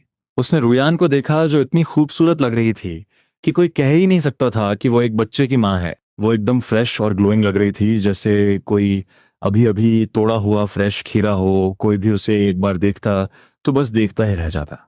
कौन है वो घटिया इंसान जो गांव में ये अफवाह फैला रहा है कि मैं हुई हुई को पसंद करता हूँ? वो हुई हुई तो मेरे जूते साफ करने के लायक भी नहीं है, चाहे मेरी पिछली लाइफ हो या ये वाली। मैंने अभी तक उसे आंख उठाकर भी नहीं देखा। ये अफवाह पूरे गांव में कैसे फैल गई? अगर मेरी वाइफ ने ये सुन लिया तो वो पक्का कुछ गलत समझ लेगी। मैंने नोटिस किया कि जब से मैं यहाँ आया था, रुयन ने एक बार भी मेरी तरफ नहीं देखा था। क्या ये सच में मुझे इग्नोर कर रही है? क्या इसे मेरी कोई परवाह नहीं है? ये सब सोचकर मुझे बहुत टेंशन होने लगी और मेरा सारा गुस्सा जांग थिएजुन पर निकल गया। मैंने उसे घूरते हुए कहा, मैंने कब कहा कि मैं उसे हुई हुई पसंद करता हूँ? तूने कब देखा मुझे उसके बारे में सोचते हुए? मेरा ये भयानक और गुस्से वाला रूप देखकर जांग थिएजुन बुरी तरह डर गया। उसने जल्दी से एक फेक स्माइल दी और बोला, फोर्थ ब्रदर, मैं तो बस ऐसे ही मजाक कर रहा था। तुम इतना सीरियस क्यों हो रहे हो? वो दिल से मेरी बहुत रेस्पेक्ट करता था और मुझसे बहुत डरता भी था। मैं पूरे आसपास के इलाके का सबसे बड़ा गुंडा था। कुत्ते भी मुझे देखकर अपना रास्ता बदल लेते थे। अगर मैंने रुयान की जान नहीं बचाई होती तो मुझ जैसे गुंडे से ऐसी परफेक्ट लड़की कभी शादी नहीं करती। मैंने उसके उस डरे हुए चेहरे को देखा और समझ गया कि वो सच बोल रहा है। मैंने गुस्से में चिल्लाया, गेट लॉस्ट। जांग तेजन ने तुरंत अपना स्टूल उठाया और वहां से भाग गया। पर हम दोनों की ये सारी बातें रुयन ने एक एक वर्ड बहुत ध्यान से सुना था।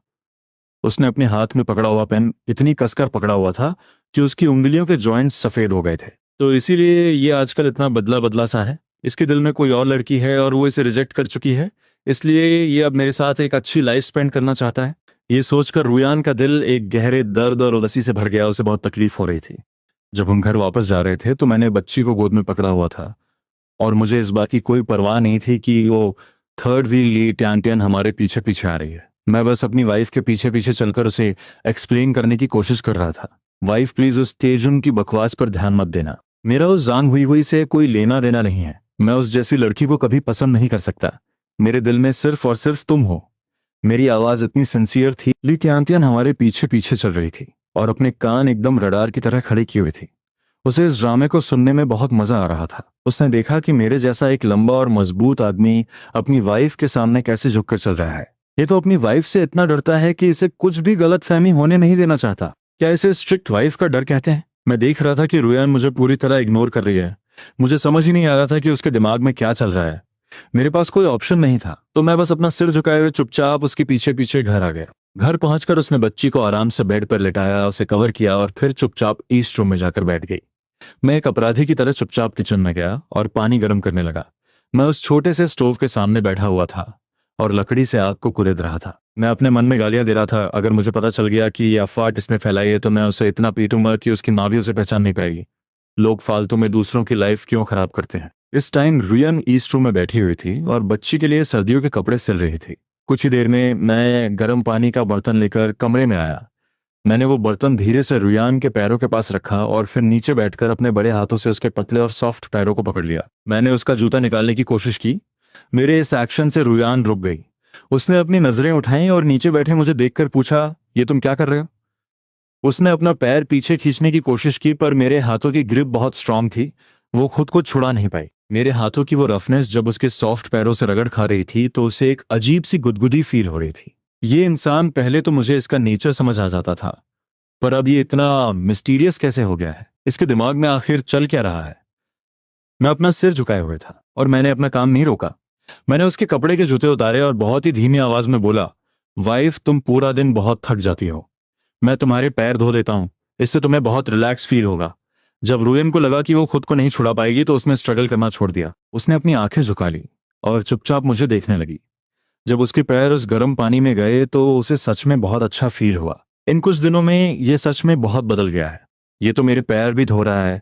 अगर ये पहले की बात होती तो मैं ऐसा सपने में भी नहीं सोच सकती थी। जब मैं प्रेग्नेंट थी तब भी इसने मेरा इतना ध्यान नहीं रखा था। ये सब सोचकर रुयान के दिल में एक लालच आ गया। वो इन सब केयर और प्यार को हमेशा के लिए अपने पास रखना चाहती थी।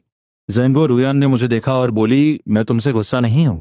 अगर तुम अब गैम्बलिंग नहीं करोगे और शराब नहीं। और बहुत ही प्यार से मेरे सिर की मसाज करने लगी। उसकी बातें सुनकर मैंने कुछ नहीं कहा, बस चुपचाप उसके पैर धोता रहा। जब पानी थोड़ा ठंडा होने लगा तो मैंने उसके पैर बाहर निकाले, उन्हें अपनी थाइस पर रखा और अपने कपड़ों के अंदर डाल लिया ताकि वो गर्म रहे। फिर मैंने अपने कंधे पर रखा हुआ टॉवल लिया और उसके पैरों को अच्छे से पोंछ दिया। इसके बाद मैंने उसे अपनी बाहों में उठाया और सीधे बेड पे ले जाकर लिटा दिया। अब तुम आराम करो, तुम्हारी आंखें दर्द करने लगेंगी। मैंने जल्दी से अपने कपड़े उतारे और इससे पहले कि वो कुछ समझ पाती, मैंने उसे अपनी बाहों में खींच लिया। मैं उसे अपने साथ बेड पर खींच लाया और हम दोनों पर ब्लैंकेट डाल दिया। रियान मेरे इस अचानक किए गए एक्शन से घबराकर स्ट्रगल करने लगी, तो मैंने एक डीप आवाज में कहा, वाइफ बस शांत रहो। मेरी आवाज सुनकर वो सच में शांत हो गई। उसने अपना चेहरा मेरी मजबूत चेस्ट पर छुपा लिया और बहुत ही धीमी आवाज में बोली, मेरा स्वेटर निकाल दो। ये वो नया स्वेटर था जो मैंने उसे दिलाया था। उसने सोचा था कि वो इसे सिर्फ किसी फंक्शन में या नए साल पे ही पहनेगी, पर कल मैंने कहा था कि मुझे वो इस स्वेटर में अच्छी लगती है, तो उसने आज इसे पहन लिया था। हमारी शादी को 2 साल से ज्यादा हो गए हैं। इसने मुझे कभी कोई गिफ्ट नहीं दिया था और अब ये बस शॉपिंग ही करता रहता है, कभी कपड़े, कभी जूते, तो कभी स्नैक्स। मैं इस बात से खुश था कि वो मेरे पास है। मुझे कोई आइडिया नहीं था कि वो इस नए स्वेटर के खराब होने की टेंशन ले रही है। मैंने अपने होंठ उसके माथे पर रखे और बहुत ही सीरियस टोन में कहा, वाइफ मुझे पता है कि मैं पास्ट में एक बहुत बड़ा, पर प्लीज मुझे एक चांस दो खुद को प्रूव करने का। क्या तुम मुझ पर ट्रस्ट कर सकती हो? मेरी बातें सुनकर रियान की वो स्टिफ बॉडी धीरे धीरे रिलैक्स होने लगी। उसे मेरी बॉडी की वो गर्माहट और मेरी वो एक स्ट्रांग और मैनली खुशबू फील हो रही थी, जिससे उसके दिल को एक बहुत गहरा सुकून मिल रहा था। उसने अपने दोनों हाथ मेरी कमर पर रखे और मेरे सीने में और भी ज्यादा छुप गई। काफी देर बाद उसने बहुत ही धीमी आवाज में कहा, ठीक है, मुझे समझ आ गया। उसकी आवाज इतनी धीरे थी कि कोई और सुन ही नहीं सकता था, पर मैंने उसकी वहां सुन ली थी। मैंने उसे अपनी बाहों में और कसकर पकड़ लिया। मैं तो चाहता था कि वो हमेशा के लिए मेरे अंदर ही समा जाए। मैंने उसके बालों पर एक बहुत ही सॉफ्ट किस किया और अपने मन में कसम खाई, इस लाइफ में चाहे कुछ भी हो जाए, मैं अपनी वाइफ को कभी कोई तकलीफ नहीं होने दूंगा। वो रात हम दोनों ने एक दूसरे की बाहों में गुजारी। अगली सुबह सूरज निकलने से पहले ही मैं उठ गया और सिटी के लिए निकल पड़ा। मैंने पहली बस पकड़ी और सिटी पहुंच गया। इस बार मैं उस पुराने फार्मेसी ओनर के पास नहीं गया। मुझे पता था कि अगर मैं बार बार उसी के पास जाऊंगा तो कुछ लोगों को मुझ पर शक हो सकता है। मैंने एक दूसरी फार्मेसी चूज की। उस फार्मेसी के ओनर ने जब मेरे वो रेयर आइटम्स शियो, लिंगजी, डियर एंटलर्स देखे, तो उसे समझ आ गया कि मैं वही यंग लड़का हूं जिसके बारे में सिटी में बातें हो रही थी। उसने बहुत ही रेस्पेक्ट के साथ मुझे एक प्राइवेट रूम में बुलाया। उसने मेरे सारे आइटम्स को ध्यान से चेक किया। उनकी क्वालिटी में कोई भी प्रॉब्लम नहीं थी। उसे ये समझ नहीं आ रहा था कि मैं इतने सारे रेयर आइटम्स कहाँ से ला रहा हूँ, पर उसने मेरी बहुत रिस्पेक्ट की और मुझे एक बहुत ही अच्छा प्राइस दिया। मैंने भी उसे नेगोशिएट करने का मौका नहीं दिया। मैंने उन सारे पैसों, जो कि ग्रेट यूनिटी नोट्स की एक बहुत मोटी गड्डी थी, को गिना और जब मुझे तसल्ली हो गई तो मैंने उन्हें अपने मैजिकल स्पेस में डाल दिया। फिर मैं सीधे स्टेट रन डिपार्टमेंटल स्टोर गया। मेरा प्लान था कि मैं अपनी सास के लिए कुछ अच्छे न्यूट्रिशनल सप्लीमेंट्स, ताकत की दवाइयाँ खरीदूं, पर वहां मुझे एक बहुत ही शौक देने वाला सरप्राइज मिला। मैंने वहां सेक्रेटरी वॉन्ग को देखा। ये वही इंसान था जिसने पिछले जन्म में मेरी लाइफ में एक बहुत बड़ा रोल प्ले किया था। वो मेरा सबसे बड़ा सपोर्टर था, पर मुझे समझ नहीं आ रहा था कि वो इस छोटी सी सिटी में क्या कर रहा है। वो अभी बहुत यंग और एनर्जेटिक लग रहा था। मुझे याद आ गया कि आज से 10 साल बाद वो इसी एफ सिटी का सबसे बड़ा लीडर बनने वाला था। मैंने सोचा कि अभी उससे मिलना ठीक नहीं है। अगर हमारी किस्मत में होगा तो हम एस सिटी में दोबारा जरूर मिलेंगे, क्योंकि मुझे पता था कि वो कुछ सालों बाद वहीं सेटल होने वाला है और मैं भी अपनी पास्ट लाइफ में वहीं रहा था। मैं अपने आइटम्स लेकर बाहर जाने ही वाला था कि तभी मैंने देखा कि सेक्रेटरी वांग के पास कुछ बहुत शोर हो रहा था। वहां बहुत सारे लोग इकट्ठा हो गए थे। मैं रुक गया और उस भीड़ की तरफ गया। एक फीमेल सेल्स गर्ल जिसने पीली शर्ट पहनी हुई थी, वो सेक्रेटरी वैंग का कोट कसकर पकड़े हुए थी और जोर जोर से चिल्ला रही थी, तुम कितने घटिया इंसान हो। तुमने एक महंगी चीज तोड़ दी है और अब तुम बिना पैसे दिए भागना चाहते हो। असल में जब वांग शिंगजुन सेक्रेटरी वांग मुड़ा था तो उसका कोट एक काउंटर में फंस गया था, जिससे वहां रखी एक बहुत महंगी प्लम ब्लॉसम वॉच नीचे गिरकर टूट गई थी। वांग शिंगजुन एक बहुत ही पढ़ा लिखा और शांत इंसान था। उस सेल्स गर्ल का ये बदतमीजी वाला रवैया देखकर उसका चेहरा लाल हो गया था। उसने बहुत ही पोलाइटली एक्सप्लेन करने की कोशिश की, मैडम आप गलत समझ रही हैं। मैं भाग नहीं रहा हूं, मेरे पास अभी कैश नहीं है। मेरी कार बाहर खड़ी है, मैं बस वहां से पैसे लाने जा रहा हूं। ये मेरा आइडेंटिटी कार्ड, आईडी कार्ड है, आप इसे अपने पास रख लीजिए। उस सेल्स गर्ल ने उसका कार्ड लिया, उसे देखा और फिर उसे जमीन पर फेंक दिया। क्या तुम मुझे बेवकूफ समझते हो? ये कार्ड पक्का फेक है। अगर तुम एक बार यहां से चले गए तो मैं तुम्हें कहाँ ढूंढूंगी? क्या तुम चाहते हो कि मैं अपनी पॉकेट से ये पैसे भरूं? मैंने आगे बढ़कर वो कार्ड जमीन से उठाया और उसे वैंग शिंगजुन के हाथ में दे दिया। फिर मैंने उस सेल्स गर्ल को देखा और बहुत ही रिलैक्स टोन में पूछा, कितने पैसे हुए? उस सेल्स गर्ल ने मुझे ऊपर से नीचे तक स्कैन किया। मेरे पुराने और फटे पुराने कपड़े देखकर उसने एक बहुत ही गंदी और इंसल्टिंग स्माइल दी। तुम्हें पता भी है इसकी कीमत क्या है? तुम जैसे गवार लोग बस बड़ी बड़ी बातें कर सकते हैं। इसकी कीमत है 127 रुपए और 50 पैसे। निकालो पैसे। उसने अपना हाथ मेरे सामने कर दिया। उसकी बात सुनकर मैंने एक भी वर्ड नहीं बोला। मैंने अपनी पॉकेट से वो ग्रेट यूनिटी नोट्स की मोटी गड्डी निकाली और उसमें से कुछ पैसे निकालकर उस सेल्स गर्ल के हाथ में रख दिए। लो, बाकी के पैसे वापस करो। मेरे हाथ में वो मोटी गड्डी देखकर उस सेल्स गर्ल की आंखें फटी की फटी रह गईं। उसने घबराकर उन पैसों को गिना और फिर हकलाते हुए बोली, हाँ हाँ सर, मैं अभी आपको चेंज देती हूँ। वहां खड़े बाकी लोग जो तमाशा देख रहे थे, उन्हें लगा कि अब कुछ इंटरेस्टिंग नहीं होने वाला। तो यहाँ इतने सारे लोग थे पर किसी ने मेरी हेल्प नहीं की, और इस इंसान ने बिना मुझे जाने मेरे लिए इतने सारे पैसे दे दिए। मेरे कपड़े देखकर उसे लग रहा था कि मैं कोई बहुत गरीब इंसान हूं और ये 127 रुपये मेरे लिए एक बहुत बड़ा अमाउंट होगा। ये सब सोचकर वांग शिंजुन का दिल मेरे लिए बहुत रेस्पेक्ट और ग्रेटिट्यूड से भर गया। इस दुनिया में अभी भी अच्छे लोग बचे हैं। उसने मुझसे बहुत ही पोलाइटली कहा, तुम्हारी हेल्प के लिए बहुत बहुत थैंक्स। मेरे पैसे बाहर कार में हैं, क्या तुम मेरे साथ चलकर वो पैसे ले सकते हो? मैंने बस सिर हिलाया और उसके साथ बाहर आ गया। बाहर एक ब्लैक कलर की सेडान कार खड़ी थी। इस एरा में एक पर्सनल कार होना ये प्रूव करता था कि इसका बैकग्राउंड सच में बहुत पावरफुल है। वांग शिंजुन ने कार का दरवाजा खोला, अपने बैग से पैसे निकाले और मुझे देते हुए बोला, यंग मैन, एक बार फिर से बहुत बहुत थैंक्स। तुम कहाँ जा रहे हो? मैं तुम्हें ड्रॉप कर देता हूँ, वांग शिंजुन ने ऑफर किया। मैंने पैसे लिए और बिना गिने सीधे अपनी पॉकेट में डाल लिए। मैंने सोचा कि मेरे पास बहुत सारा सामान है और बस में जाने से अच्छा है कि मैं इसकी कार में चला जाऊं। मैंने बिना किसी हेजिटेशन के कहा, ठीक है, फिर तुम्हें थोड़ी तकलीफ होगी। मैंने उसे अपनी सास के घर का एड्रेस बताया और को ड्राइवर फ्रंट सीट पर बैठ गया। रास्ते में दो ऐसे इंसान जिनका आपस में कोई कनेक्शन नहीं था एक दूसरे से बातें करने लगे, और सरप्राइजिंगली हमारी बातों में कोई भी ऑकवर्डनेस नहीं थी। ऐसा लग रहा था जैसे हम दोनों बहुत पुराने और अच्छे दोस्त हों।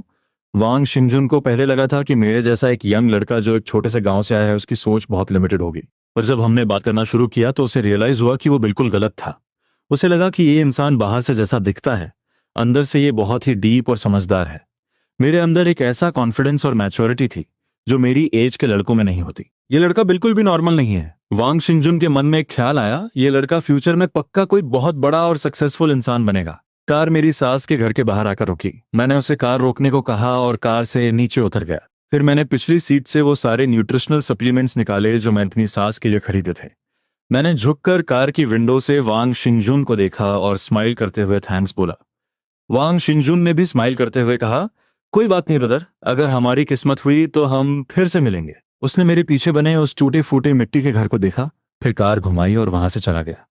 मैं अपना सामान लेकर घर के अंदर गया और जैसे ही मैंने अंदर कदम रखा, मैंने देखा कि रियान के हाथ में एक जेंट्स जैकेट, मेंस जैकेट थी। मैं आगे बढ़ा और अपना सामान टेबल पे रख दिया। मैंने देखा कि रुयान घबराकर उस जैकेट को अपने पीछे छुपाने की कोशिश कर रही है। मेरी स्पीड बहुत तेज थी। मैंने तुरंत आगे बढ़कर उसके हाथ से वो ब्लू जैकेट छीन ली। मैंने एक बहुत ही प्यारी और फ्लर्टी स्माइल के साथ पूछा, वाइफ, क्या ये तुमने मेरे लिए खरीदी है? ये बोलकर मैंने वो जैकेट पहन ली। रुयन ने देखा कि मैं वो जैकेट पहन ली है, पर मेरा कॉलर ठीक से सेट नहीं था। वो बिना सोचे मेरे पास आई, अपने पंजों के बल थोड़ी सी ऊपर उठी और अपने हाथों से मेरा कॉलर ठीक करने लगी। कॉलर ठीक करने के बाद वो 2 कदम पीछे हटी और मुझे ऊपर से नीचे तक देखने लगी। इसकी शोल्डर की चौड़ाई और लेंथ सब कुछ बिल्कुल परफेक्ट है। ऐसा लग रहा है जैसे किसी ने इसके नाप से ही इसे बनाया हो। उसे पहले डर लग रहा था कि ये जैकेट मुझे फिट आएगी या नहीं। जब वो आज सुबह शॉपिंग करने गई थी तो उसने मेरी पुरानी शर्ट से इस जैकेट का साइज नापा था और थोड़ा बड़ा साइज लिया था ताकि मुझे टाइट ना हो। आज सुबह मौसम अच्छा था तो मैं बच्ची को लेकर टाउन गई थी और तुम्हारे लिए ये जैकेट खरीद ली। जब मैंने ये सुना और उसकी उन शर्माती हुई और हिचकिचाती हुई नजरों को देखा तो मुझे समझ आ गया कि वो अभी भी अनकॉन्फिडेंट है। उसे डर था कि कहीं मुझे ये जैकेट पसंद ना आए या मैं इस पर भी गुस्सा ना करूं। मेरा दिल खुशी से नाचने लगा। मेरी वाइफ ने पहली बार मुझे कोई कपड़ा गिफ्ट किया है। मैंने तुरंत एक कदम आगे बढ़ाया और उसे अपनी बाहों में खींच लिया। मैंने उसकी ठुड्डी को पकड़ा, अपना सिर झुकाया और उसके होठों पर एक बहुत ही इंटेंस और पैशनेट किस कर दिया। मैंने अपने होठों से उसके होठों को खोला और हमारी सांसें एक दूसरे में मिल गईं। काफी देर तक किस करने के बाद जब मैंने फील किया कि रुयान की सांसें भारी हो गई हैं और वो कांप रही है, तब जाकर मैंने उसे छोड़ा। मैंने अपनी ठुड्डी उसके बालों पर रखी और बहुत ही प्यार से कहा, थैंक्स वाइफ, मुझे ये जैकेट बहुत पसंद आई। जब मैं ये बोल रहा था तब मुझे रियलाइज हुआ कि कमरे में एक थर्ड व्हील ली टियांटियन भी मौजूद है। ली टियांटियन अपनी गोद में बच्ची को पकड़े हुए अपनी बड़ी बड़ी आंखों से हमें घूर रही थी। जब उसने देखा कि मैं अपनी वाइफ को इस तरह पैशनेटली किस कर रहा हूं तो वो पूरी तरह शॉक में चली गई। मैं इतनी बड़ी इंसान यहाँ खड़ी हूं और इस फोर्थ ब्रदर ने मुझे देखा तक नहीं। क्या मैं इनविजिबल हूं? उसे डर लग रहा था कि उसने कुछ ऐसा देख लिया है जो उसे नहीं देखना चाहिए था। कहीं उसकी आंखों में कोई इन्फेक्शन ना हो जाए। मैं सिटी वापस कब जा पाऊंगी? उसका चेहरा शर्म से लाल हो गया। उसने किसी तरह एक फेक स्माइल दी, बच्ची को लिया और तेजी से अपने रेस्ट रूम में भाग गई। मेरे उस इंटेंस किस की वजह से रुयान की सांसें अभी भी तेज चल रही थी। वो मेरी मजबूत चेस्ट पर अपना सिर रखे हुए मेरी हार्ट बीट सुन रही थी। उसने बहुत ही सॉफ्ट और प्यारी आवाज में पूछा, तुमने खाना खा लिया? तुम्हें भूख लगी है? मैं तुम्हारे लिए खाना बना दूं? मैं उसे अपनी बाहों में लेकर बेडरूम में गया। मैंने उसे स्टूल पे बिठाया और फिर अपनी शर्ट के अंदर से वो कपड़े का बैग निकाला जिसमें मैंने पैसे रखे थे। ये लो, इसे अच्छे से छुपा कर रख लो। रियन ने मुझे देखा और फिर उस बैग को खोला जो अभी भी मेरी बॉडी की गर्माहट से गर्म था। जब उसने बैग के अंदर देखा कि उसमें बहुत सारे ग्रेट यूनिटी नोट्स पैसे भरे हुए हैं तो वो बुरी तरह घबरा गई। उसने तुरंत उस बैग को अपने हाथों से कवर कर लिया और डरते हुए दरवाजे की तरफ देखा। जब उसे तसल्ली हो गई कि बाहर कोई नहीं है तो उसने अपनी आवाज को बहुत धीमा करते हुए पूछा, इतने इतने सारे पैसे कहाँ से आए? उसकी आवाज में एक डर था। मैं हर बार बाहर से पहले से भी ज्यादा पैसे लेकर आता था। उसे डर था कि कहीं मैं कोई इलीगल या क्रिमिनल काम तो नहीं कर रहा हूं। अपनी वाइफ के इस क्यूट और डरे हुए चेहरे को देखकर मैं खुद को हंसने से नहीं रोक पाया। ये तो बस शुरुआत है। फ्यूचर में मैं ऐसे भी कई गुना ज्यादा पैसे कमाऊंगा। मैंने एक गहरी सांस ली। मेरी ये खुशहाल लाइफ मुझे किसी सपने जैसी लग रही थी। मैं उसके सामने घुटनों के बल बैठा और उसकी आंखों में देखकर बोला, ठीक है वाइफ, अगर तुम्हें मुझ पर ट्रस्ट नहीं है और तुम्हें डर लग रहा है तो अगली बार जब मैं सिटी जाऊंगा तो तुम भी मेरे साथ चलना।